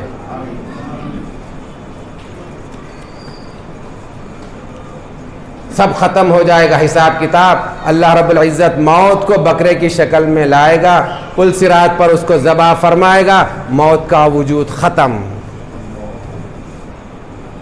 موت ہی ختم. جنتی ہمیشہ ہمیشہ کے لیے جنت میں، دوزخی مشرکین ہمیشہ ہمیشہ کے لیے دوزخ میں. جنت میں کیا ہوتا ہے معلوم آپ کو؟ آپ میں اپنی گاڑی کمائی سے میوے خریدتے ہیں، کچھ اور چیزیں خریدتے ہیں. یہاں کے میووں کے بارے میں، بلکہ یہاں کے جنت کی زندگی کے بارے میں آقا نے ارشاد فرمایا، لا عین رات ولا اذن سمعت، نہ کوئی آنکھ دیکھی نہ کان اس کے بارے میں کچھ سن سکا. مختصر انداز میں آپ نے ارشاد فرمایا یہاں کے جو کچھ بھی وہاں کے پھل اور میوہ جات ہیں وہاں کی صرف یہ شکل ہے. رہے گا کہاں؟ یہاں تو 40 سال کے بعد خواہ جواب دے دیتے ہیں، گھر والے دور ہو جاتے ہیں، اور وہاں پر 30 سے 33 سال ہمیشہ ہمیشہ ہمیشہ ہمیشہ کے لیے، 30 سے 33 سال. اور کرنا کچھ نہیں ہے، اللہ رب العزت کے دیدار سے شرف حاصل کرنا ہے اور آرام کی زندگی کرنا ہے. اپنی چہرے و شکل سے اگر آپ کو محسوس ہوا کہ میں کچھ بدلنا چاہتا ہوں تو جمعہ کے دن بازار لگے گا، جس آئینے کے سامنے جائیے، جو خیال فرما لیجئے وہ آپ کو کیفیت اور شکل مل جائے گی. آپ کو کیا چاہیے؟ آقا جو جنت کو ملاحظہ فرما کر تشریف لا کر ہمارے سامنے بیان فرمائے، اس کے بعد ہمارا جنت کے ساتھ اللہ کے جو قیمت ہے، ارشاد فرمایا گیا حدیث شریف میں کہ ان سلعۃ اللہ لغالیہ، اللہ کا ساز و سامان یعنی جنت بہت قیمتی، بہت بہت بہت پریشیس ہے. غالیہ کا مطلب مہنگا، مہنگا پریشیس، جس کی کوئی قیمت نہیں ہو سکتی. اور ہم جو ہے نا بلا معاوضہ بغیر کچھ دیے کہ ہم جو ہے نا اس کو وہاں پر داخل ہو جانا چاہتے ہیں. بھائیو، بزرگوں اور دوستوں، وقت زیادہ ہو چلا ہے لیکن بات میں عرض کر رہا ہوں تو جو آیت شریفہ اس سے پہلے کہ عرض کر دوں جنت کے بارے میں، تاکہ ہمارے نوجوانوں کو کچھ شوق مل جائے، کچھ راغب ہو جائے. کیونکہ اللہ رب العزت قرآن مجید میں ارشاد فرمایا ہے ان اللہ اشتری من المؤمنین انفسهم واموالهم بان لهم الجنہ. اللہ رب العزت نے واضح طور پر اعلان فرما دیا کہ اے مومنوں جان لو، میں نے اللہ رب العزت نے تمہارے جان و مال کو جنت کے بدلے خرید لیا. مطلب یہ ہے کہ مجھ کو اور آپ کو اس دنیا میں اللہ اور اس کے رسول صلی اللہ علیہ وسلم کے احکامات اور ارادے اور منشے کے تحت ہی زندگی گزارنا ہے. اس کے علاوہ کی زندگی نہ منظور ہے، نہ قابل قبول ہے، نہ اس کے بدلے کچھ وہاں ملنے والا ہے. فرمایا گیا، حدیث شریف میں آیا ہے کہ بندے مومن جو ایک مرتبہ لفظ الحمدللہ کہتا ہے، ایک مرتبہ لفظ الحمدللہ کہتے نہیں کہتے؟ ہم دوست احباب سے ملتے ہیں تو کیسے بھائی؟ الحمدللہ. کہاں جا رہے ہیں؟ وہاں جا رہا ہوں. کیا کر رہے ہیں؟ الحمدللہ الحمدللہ سبحان اللہ. تو حدیث شریف میں بتلایا گیا کہ بندے مومن کا ایک مرتبہ الحمدللہ کہنا دنیا و ما فیہا سے افضل ہے. دنیا و مافیا میں جب کچھ ہے، جتنے بھی اچھے چیزیں ہیں، جتنے بھی نیک ہیں، وہ سب سے بہتر الحمدللہ ایک مرتبہ کہنا ہے. میرے بزرگوں اور دوستوں، سمجھنے کی کوشش کرنی ہے مجھ کو اور آپ. اب معاف فرمائیے آیت شریفہ کا ترجمہ سنا دیتا ہوں. اللہ رب العزت ارشاد فرما رہا ہے وَإِذْ أَخَذَ اللَّهُ مِيثَاقَ النَّبِيِّينَ، تاکہ معلوم ہو جائے کہ آقا کا کیا مرتبہ، کیا منصب، کیا منزلت، کیا عظمت اللہ رب العزت نے آپ کو نوازا ہے اور آپ کو سرفراز فرمائے۔ مختصراً میں آپ سے عرض کر چکا ہوں کہ اللہ رب العزت کا ارادہ اور مشیت، جلال، عظمت، لطف، جو کچھ دنیا میں ظاہر ہونا ہے اللہ رب العزت نے آقا حضور صلی اللہ علیہ وسلم کی شکل میں ظاہر فرمایا۔ اسی وجہ سے آقا نے ارشاد فرمایا، یہ کوئی خوش عقیدگی کی بات عرض نہیں کر رہا ہوں، کیونکہ آقا کے سننے والے اس لیے کچھ بھی کہوں ایسا نہیں، نعوذ باللہ۔ ارشاد فرمایا جا رہا ہے اللہ یعطی وانا قاسم، سرکار ارشاد فرما رہے ہیں کہ اللہ رب العزت مجھے عطا فرماتا ہے اور میں ان کو بندوں کے درمیان تقسیم کرتا ہوں۔ اب تقسیم کرنے کا مطلب کیا ہے وہ سمجھا دوں آپ کو، تو وہ بھی آپ کو میں سمجھتا ہوں نوجوانوں کے لیے بہتر ہوگا، کیونکہ آج کے ہمارے نوجوان، ہمارے گھر والوں کا، ہماری زندگیوں کا انحصار ڈگریوں کے بعد نوکریوں پر ہو گیا ہے۔ سب سے پہلے یہ ناسور میرے اور ہمارے مسلمان بھائیوں کے دل و دماغ سے نکلنے کی ضرورت ہے۔ اللہ کے ساتھ میرا اور آپ کا یقین گہرا اور بندہ ہونے کی ضرورت ہے۔ میں کئی مرتبہ میں جمعہ کی گفتگو میں کہا ہوں، آپ کہتے ہیں نا کہ ڈاکٹر انجینئرنگ، آج جو نا خلیج سے لاکھوں ڈاکٹر انجینئرز واپس ہو گئے 30-40 سال کی سروس کے بعد۔ ہوئے کہ نہیں ہوئے؟ ہر ایک کے پاس ہوئے ہیں، آج پوروں کے ہر ایک کے زبان زد ہے یہ الفاظ، ہے کیا نہیں ہے؟ میرا ان سے سوال ہے، ان تمام بزرگوں سے، بھائی آپ کے پاس تو 30-40 سال کا تجربہ ایکسپیرینس ہوا ہے، آپ تو اس وقت خالی آپ ڈاکٹر آنکھ بند کر کے ڈاکٹر آپ ہاتھ لگا دیں تو آپ کو معلوم علاج ہو جائے گا۔ انجینئر خالی آپ اپنے جو نا چیلے کو آپ کہہ دیں تو وہ آپ کی بات مان لیں گے تو وہ تمام کام ایگزیکیوٹ کر جائے گا۔ اس کے باوجود کیوں آپ کو واپس بھیج دیا گیا؟ کیونکہ ہم مسلمان یہ محسوس اور یہ سوچنے پہ مجبور ہو گئے تھے کہ ہمارا تجربہ، ہماری ڈگریاں، ہماری پوزیشن ہی ہم کو پیسہ دلا رہی ہے کیا نہیں ہے؟ بتلائیے، یہ احساس ہے کہ نہیں ہے؟ بتلائیے۔ آپ بہانہ کچھ نکالیے، بہانے تو یوں ہی آتے ہیں، لیکن نتیجے پہ نظر رکھیے۔ مسلمان کی نظر ہمیشہ نتیجے پر ہوتی ہے، اسباب پر نہیں ہوتی ہے۔ آپ میں یہاں تک کیسے پہنچا ہوں اس کی ضرورت نہیں، میں پیدل آیا، سائیکل پر آیا، رکشے پر آیا، کار میں آیا، ہوائی جہاز، اس کی ضرورت نہیں، لیکن پہنچنا یہاں مقصد تھے کہ وہ پہنچا کہ نہیں پہنچا، وہ مقصد ہونا چاہیے۔ کچھ وقت سوچنے کے لیے نکالیے۔ گپ شپ میں ہم مسلمان، اس سے بڑھ کر میرے لیے کیا جو ہے نا شرمندگی کی بات ہے کہ میرا شہر، پرانے شہر پر پولیس چبوترے کے نام پر نوجوانوں کو ڈسپلنائز بنانے کے لیے چبوترا مہم شروع کی ہے۔ کیا یہ میرے اور آپ کے لیے، مسلمانوں کے لیے جن کے پاس قرآن مجید، مسجدیں جیسے آباد اللہ کے گھر ہیں، ان کے پاس، ان کے پیچھے پولیس جو ہے ان کو سدھارنے کے لیے پولیس ڈنڈا استعمال کرتی ہے؟ کتنی شرم کی بات ہے، شرم کی بات ہے۔ میں تو کہوں گا اگر مجھے اور زیادہ کہیں تو ڈوب مرنے کی بات ہے کہ جس انسان کو جو ہے نا دنیا کا قائد، لیڈر، اس کو دیکھ کر لوگ اپنی زندگیاں درست کرنی چاہیے تھی، اس کو درست کرنے کی ضرورت پڑ رہی ہے۔ آقا کے غلام کا مطلب ہی یہ ہے کہ جس کو دیکھ کر انسان تو انسان، حیوان سدھر جائیں۔ اگر یہ بات نہیں ہے تو مجھے فرمائیے، کیوں کر ہرن، کیوں کر اونٹ، کیوں کر مختلف قسم کے جانور آقا کی بارگاہ میں حاضر ہو کر اپنی شکایتیں درج کیا کرتے تھے؟ سمجھنے کی ضرورت ہے، اسی سوچ کے آج اسلام کو، مسلمانوں کو ضرورت ہے۔ میرے بھائیوں، پیٹ کے لیے جینا چھوڑ دیجئے۔ آپ کو ایک بات، بہت اچھی بات یاد آئی میرے نوجوانوں، میرے کو بڑی توقعات آپ لوگوں سے ہے، کیونکہ آپ کم وقت میں، کم عمر میں بہت تجربات حاصل کر لی ہیں، لیکن جو تجربات آپ کو ملنا چاہیے، ہم علماء کرام دشمن ہیں اس تعلیم کے۔ آج ظاہری طور پر صرف کتاب کھول کر پڑھا دے رہے ہیں اور اس کو چلے جانے کے لیے سند تھما کر سمجھ رہے ہیں کہ یہ عالم ہو گیا، فاضل ہو گیا۔ تمام ہندوستان بھر کے اداروں کی بات ہے.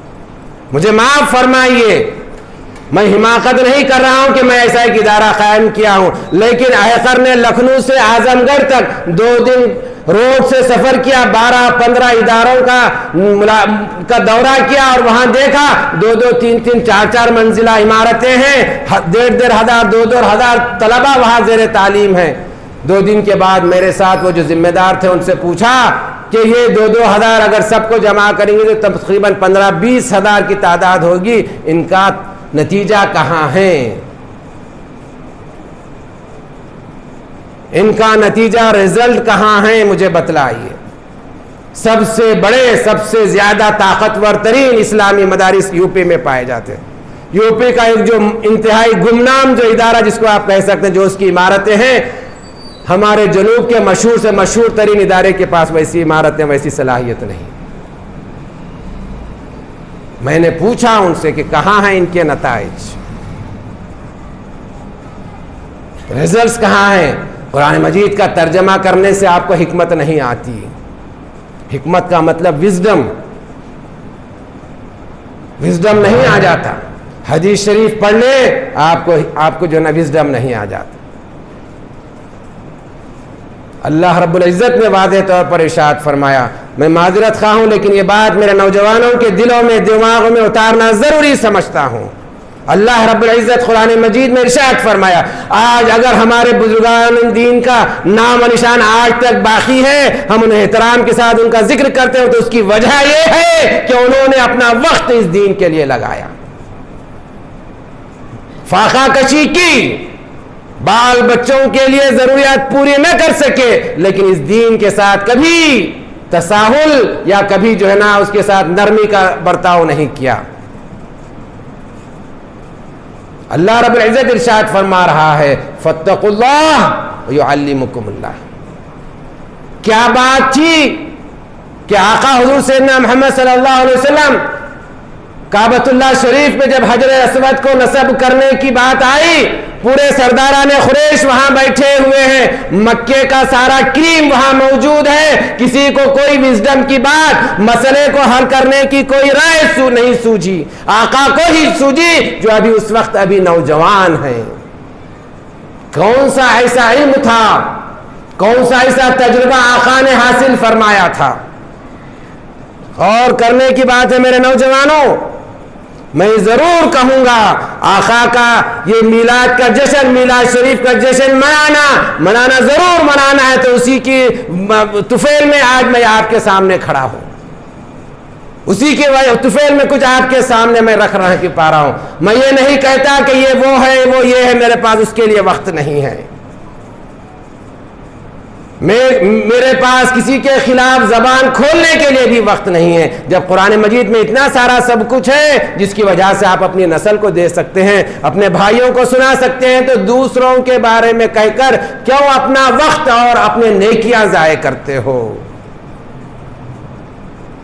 آپ اپنے عمل سے، اپنے قول سے، اپنے کردار سے بچلائیے. آقا کا عمل یہ ہے، آقا کے غلام کا مطلب یہ ہوتا ہے، آقا کا غلام ایسا ہوتا ہے، آقا کا چلنا پھرنا، آقا کے غلام کا چلنا پھرنا ایسا ہوتا ہے.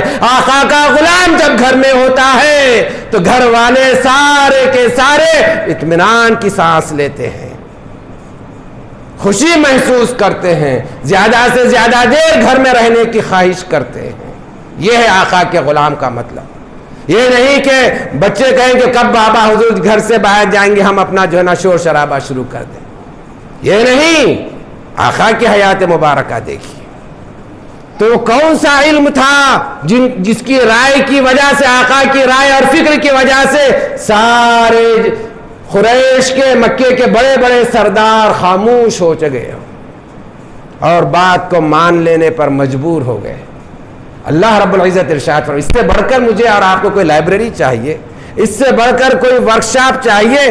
آج جو نا اسکلز کی، پرسنالٹی ڈیولپمنٹ کی باتیں ہوتی ہیں. قرآن مجید ہمارے درمیان ہو، حدیث شریف ہمارے درمیان ہو، آقا کی حیات مبارکہ، 1 لاکھ سے زائد صحابہ کرام کی زندگی ہمارے درمیان ہو. ایسی امت کو اسکلز، ایسی امت کو پرسنالٹی ڈیولپمنٹ کے لیے یورپ کے باتوں کو سننے کی ضرورت ہے. افسوس ہے، شرمندگی کی بات ہے آج میرے اور آپ کے. اللہ رب العزت ارشاد فرما رہا، کہاں سے حکمت آتی ہے دیکھیے، فاتقوا اللہ یعلمکم اللہ. قرآن مجید ارشاد فرما رہا ہے اللہ کا تقوی اختیار کرو، اللہ رب العزت تمہیں تعلیم دے گا، اللہ رب العزت تمہیں سکھلائے گا. کون سی یہ کتاب ہے؟ میں یہ عرض کرتا ہوں اور کہنے پہ مجبور ہوں اور فخر کے ساتھ کہتا ہوں، جہاں پر دنیا کی ساری لائبریریاں ختم ہو جاتی ہیں، وہاں پر بندے مومن کی کتاب کا الف شروع ہوتا ہے. کیسے؟ وہ اللہ کے تقوی کے روشنی میں. فاتقوا اللہ یعلمکم اللہ. کون نہیں چاہتا آپ میں کا اور ہم میں کا کہ وہ ایک وائز مین بن جائے، حکیم بن جائے، دانشمند کہلوائے، ایک جو ہے نا اچھا سا جو ہے نا جیسا کہ کہتا ہے کہ جو ہے نا انٹلیکچوئلز کہلائے. کیسے ہوگا؟ فاتقوا اللہ یعلمکم اللہ. اللہ کا تقوی اختیار کرو، اللہ تمہیں تعلیم عطا فرمائے گا. اس سے بڑھ کر کوئی کتاب چاہیے؟ آقا نے اسی آیت شریفہ کی تفسیر بیان فرماتے ہوئے ارشاد فرمایا، من عمل بما علم علمہ اللہ علم ما لم یعلم. جو کوئی بندے مومن جو کچھ سیکھا اس پر عمل کرنے لگ جائے، عمل کر لے، تو اللہ تبارک و تعالیٰ وہ علم اس کو عطا فرمائے گا جس کا کہ اس کو علم نہیں ہے، جس کو کہ وہ نہیں جانتا. چاہیے اس کے بعد بھی کوئی چیز آپ کو؟ کیوں ہماری گزشتہ 25-50 سال 100 سال پہلے ہم اپنے گھر کے ہر قسم کے مسائل کو، ہر قسم کے پریشانیوں کو لے کر کیوں ان بزرگان دین کے دہلیزوں پر ہم جایا کرتے تھے؟ سمجھو، سمجھنے کی کوشش کیجئے. سب کچھ ہم اپنے پاس رکھ رہے ہیں اور اس کے باوجود بھکاری بنے ہوئے ہیں. ساری دنیا کو دے تو ہمارے پاس کے خزانے ختم نہیں ہوں گے، اس کے باوجود ہم جو ہے نا ساری دنیا کے سامنے، ہر ایک کے سامنے اپنا ہم جو ہے نا ہاتھ پھیلا پھیلا کر مانگ رہے ہیں. تو میرے بھائیوں، بزرگوں اور دوستوں، معاف فرمائیے، یہ آیت شریفہ کا ترجمہ سن لیجئے. وَإِذَا أَخَذَ اللَّهُ مِيثَاقَ النَّبِيِّينَ لَمَا آتَيْتُكُمْ. جب اللہ رب العزت نے تمام انبیاء کرام، تمام رسولان اعظام سے یہ عہد و پیمان لیا، وعدہ لیا. وَإِذَا أَخَذَ اللَّهُ مِيثَاقَ النَّبِيِّينَ لَمَا آتَيْتُكُم مِّن كِتَابٍ وَحِكْمَةٍ. جو کچھ میں تم کو کتاب یعنی وحی اور حکمت، جو اپنی باتیں جو ابھی آپ سے عرض کیا، وہ میں تم کو دوں گا، عطا کروں گا. اس نے عطا کرنے کے بعد یہ تمہاری ذمہ داری ہے، یہ تمہارا فرض ہے کہ تم کو یہ تمام چیزیں حاصل ہونے کے بعد، یا بعض روایتوں میں یا بعض بزرگان نے اس کی وضاحت فرمائی، اگر ایسا نہیں کرو گے تو یہ کچھ نہیں ملے گا، لیکن ایسا مل جائے اس کے بعد وَإِذَا أَخَذَ اللَّهُ مِيثَاقَ النَّبِيِّينَ لَمَا آتَيْتُكُم مِّن كِتَابٍ وَحِكْمَةٍ ثُمَّ جَاءَكُمْ رَسُولٌ مُصَدِّقٌ لِّمَا مَعَكُمْ. اللہ رب العزت آقا حضور صلی اللہ علیہ وسلم کا ذکر فرماتے ہوئے ارشاد فرما رہا ہے، پھر تمہارے پاس اے میرے نبیوں، اے میرے رسولوں، پھر جب تمہارے پاس میرے یہ رسول آئیں اور پھر وہ رسول تمہارے پاس جو کچھ ملا ہے، جو کچھ تم کو وحی ملی ہے، جو کچھ حکمت ملی ہے، اس کی تصدیق کر لے، تو تمہیں کیا کرنا ہوگا معلوم؟ لَتُؤْمِنُنَّ بِهِ وَلَتَنْصُرُنَّهُ. یہ تمہارا فرض ہے، بلکہ اگر یہ نہیں کرو گے تو تم کو تمہاری رسالت نبوت کچھ نہیں رہے گی. اللہ اکبر. یہ میں نہیں کہہ رہا ہوں، قرآن مجید فرما رہا ہے لَتُؤْمِنُنَّ بِهِ. ضرور بضرور تم ایمان لاؤ، علیہ السلام پر ایمان لانا ہوگا. وَلَتَنْصُرُنَّهُ. ضرور بضرور تم کو ان کی مدد کرنی ہوگی. کیا آج میری اور آپ کی یہ کیفیت ہے؟ اتنا سب اللہ رب العزت عطا فرما کر اپنے انبیاء کرام، اپنے رسولان اعظام سے یہ وعدہ لے رہا ہے، اور ہم کو بے مانگے اتنی ساری بڑی دولتیں مل گئی ہیں، اس کے باوجود بھی ہمارے کان پر جوں نہیں رینگتی، اور چاہتے ہیں کہ مسلمان مظلوم ہیں. یہ کہنے سے تھکتے نہیں کہ مسلمان مظلوم ہیں، مسلمانوں کو نوکریاں نہیں دی جا رہی ہیں، مسلمانوں کے ساتھ ظالمانہ رویہ اختیار کیا گیا. کیا جانا چاہیے؟ نہیں کیا جانا چاہیے. ارے تم اپنے خالق کے نافرمان ہو، خالق کے احکام کی پامالی کر رہے ہو. ہم کو تو پانی کا ایک بوند نہیں ملنا چاہیے. ہم تو ایک پانی کے ایک بوند کے مستحق نہیں قرار پاتے ہمارے آج کے اعمال کے نتیجے میں. ہم کو تو بہترین مکانات، آرام دہ نرم بستر، لذیذ ترین غذائیں، آرام دہ سواریاں، سب کچھ مل رہی ہے، اس کے باوجود بھی کچھ نہیں سمجھ میں آتا. یوں سمجھ رہے ہیں کہ اللہ تعالیٰ ہم اتنا کرنے کے باوجود بھی سب کچھ عطا فرما رہا ہے. دیا ہے، فرعون کو بھی بہت کچھ عطا فرمایا تھا، نمرود کو بھی بہت کچھ عطا فرمایا تھا، حامان کو بھی عطا فرمایا تھا. آج کون کون ہے سب کو کیا کیا نہیں دے رہا ہے آپ دیکھیے. لیکن جب پکڑ آئے گی، جب کھینچے جاؤ گے تو کہاں رہو گے؟ سونامیوں کو یاد کر لو. ابھی میں عرض کر رہا ہوں، ابھی جو 2 مہینے پہلے کیرلا میں جو سیلاب، جو بارش کی وجہ سے تباہ کاریاں ہوئی، میرے شاگرد وہاں رہتے ہیں، وہاں کے آ کر سنے کہ ڈاکٹر صاحب ایسے بستیاں جہاں پر عالیشان عمارتیں، فلک بوس عمارتیں کھڑی تھیں، زمین کے برابر ہیں. ایسا محسوس ہوتا ہے کہ وہاں پر کوئی چیز تھی بھی یا نہیں بھی تھی. نہ مکین رہے، نہ مکان رہے، نہ گھر والے گھر میں رہنے والے رہے، نہ گھر باقی رہے. کیا میرے اور آپ کے لیے یہ عبرت کے لیے، سبق حاصل کرنے کے لیے کافی نہیں ہے؟ کیا میرے اور آپ کے گھر میں ہی آپ آنے کا، یہ اس طرح کی کیفیت پیدا ہونے کا انتظار کر رہے ہیں؟ میرے بھائیوں، بزرگوں اور دوستوں، اگر واقعی ہم میلاد شریف منا رہے ہیں، میلاد شریف کا مطلب ہی یہ ہے کہ میں اور آپ اپنا جائزہ لیں. کیا میری زندگی میرے آقا کی زندگی کے مطابق ہو رہی ہے؟ اگر نہیں ہے تو مجھے معاف کیجئے. آپ کو اپنا ثواب محفوظ ہے، لیکن آپ کی زندگیوں میں کوئی بدلاؤ نظر نہیں آئے تو مجھے معاف کیجئے. ایسا ہی ہوگا کہ کوئی پتھر پر پانی ڈالا گیا، ٹھنڈا پانی ڈالا گیا اور پھر پتھر سوکھ گیا.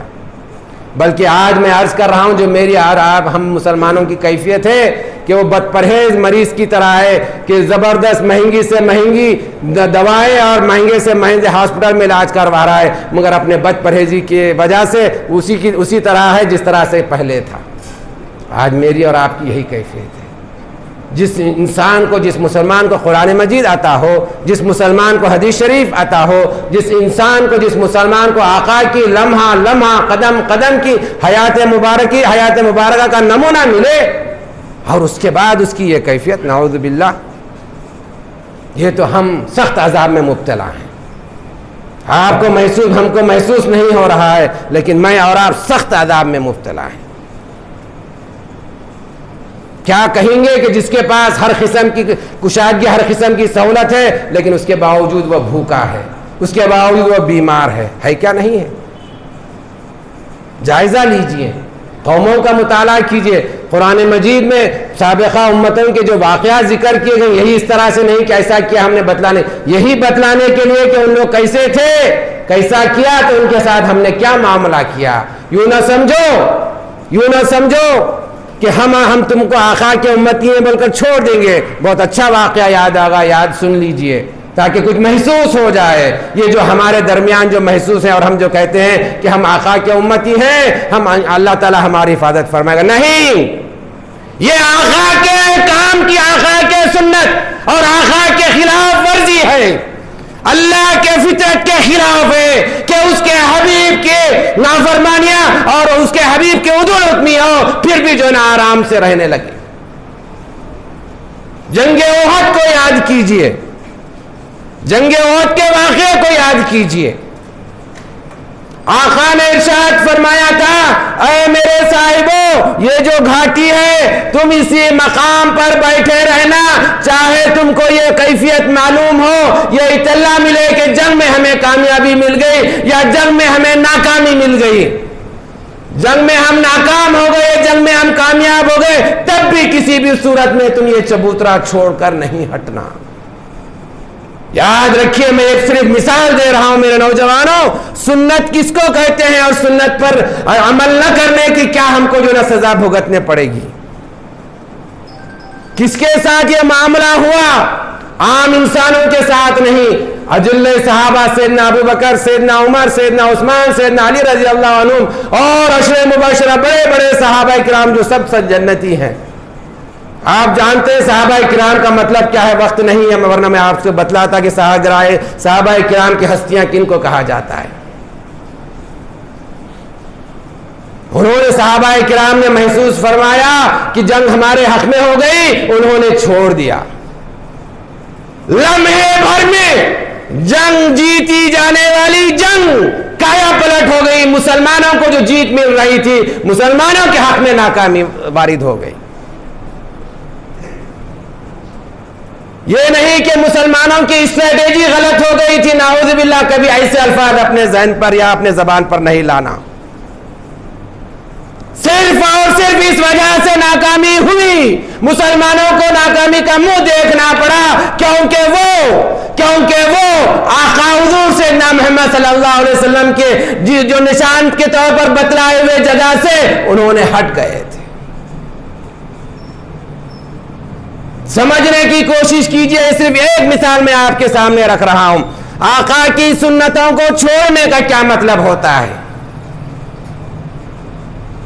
और बुजुर्गों ने यहां तक बतलाया, अगर उस आका के उदुल हुक्मी के बावजूद अगर उहद में मुसलमान कामयाब हो जाते तो फिर आका हुजूर सल्लल्लाहु अलैहि वसल्लम की न शरीयत बाकी रहती, न आपका कोई नमूना और किरदार क़यामत तक बाकी रह सकता।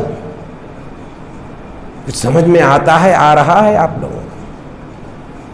वक्त बहुत हो चला है, याद रखिए। तो ये आका का मकाम, ये आका की अजमत, ये आका की जो ना, ये अल्लाह रब्बुल इज़्ज़त के पास वो मकाम और मर्तबा है जिसका मैं और आप जिंदगियां लगा दे, सारी दुनिया के उलमा, आम लोग नहीं, तब भी वो लोग अपना जहन लगा ले, फिक्र लगा ले, आका के मकाम और मर्तबा को समझने की कोशिश करें, कोई नहीं समझ सकता। बादज खुदा बुजुर्ग तो ये किस्सा मुख्तसर, बादज खुदा बुजुर्ग तो ये किस्सा मुख्तसर।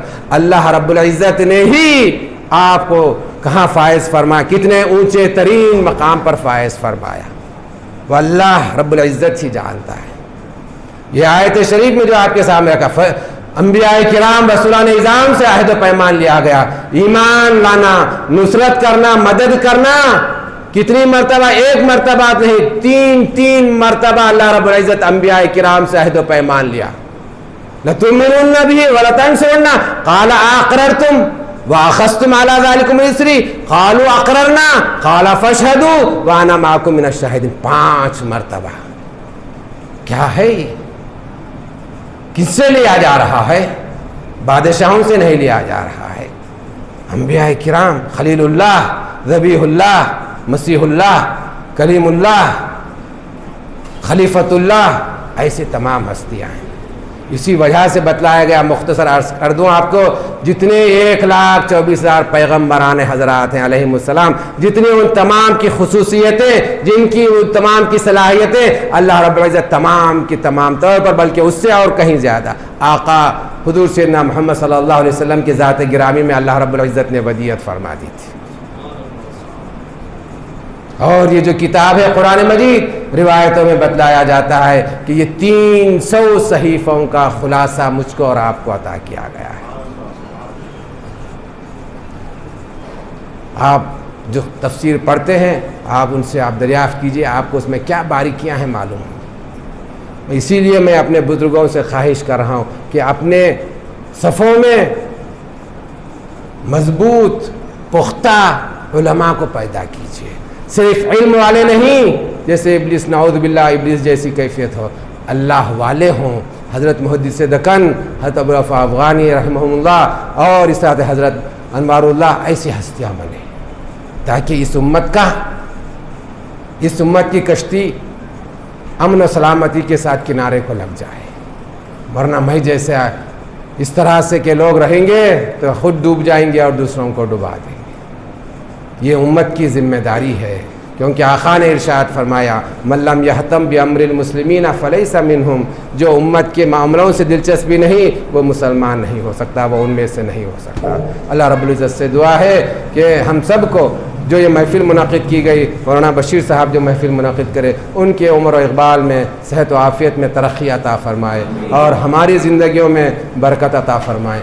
आका के सदक़े तुफ़ैल में, आका के ग़ुलामों के सदक़े तुफ़ैल में हमको वो अता हो जो अल्लाह रब्बुल इज़्ज़त नेक बंदों को अता फ़रमाया। अल्लाह तेरी बारगाह में किसी काम की, किसी बात की कमी नहीं है, तू कुन फ़यकून का मालिक है। अल्लाह हमारे मुसलमानों के, हम मुसलमानों के हालात को दुरुस्त फरमा दे।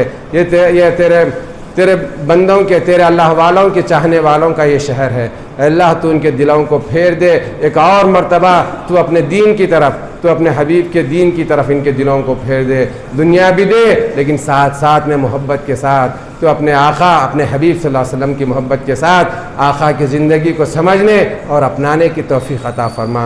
وصلی اللہ تعالی علی خیر خلقہ سیدنا محمد و آلہ و اصحابہ اجمعین والحمد للہ رب العالمین۔ صلاۃ و سلام کے لیے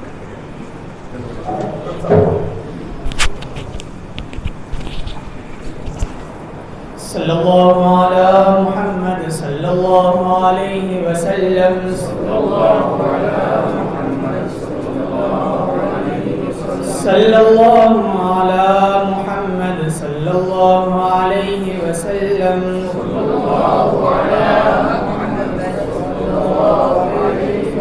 صلی اللہ علی محمد صلی اللہ علیہ وسلم صلی اللہ علی وہ بزم خاص جو دربار عام ہو جائے، وہ بزم خاص جو دربار عام ہو جائے، امید ہے کہ ہمارا سلام ہو جائے، وہ بزم خاص جو دربار عام ہو جائے، امید ہے کہ ہمارا سلام ہو جائے، ادھر بھی ایک نگاہ لطف عام ہو جائے، ادھر بھی ایک نگاہ لطف عام ہو جائے، کہ عاشقوں میں ہمارا بھی نام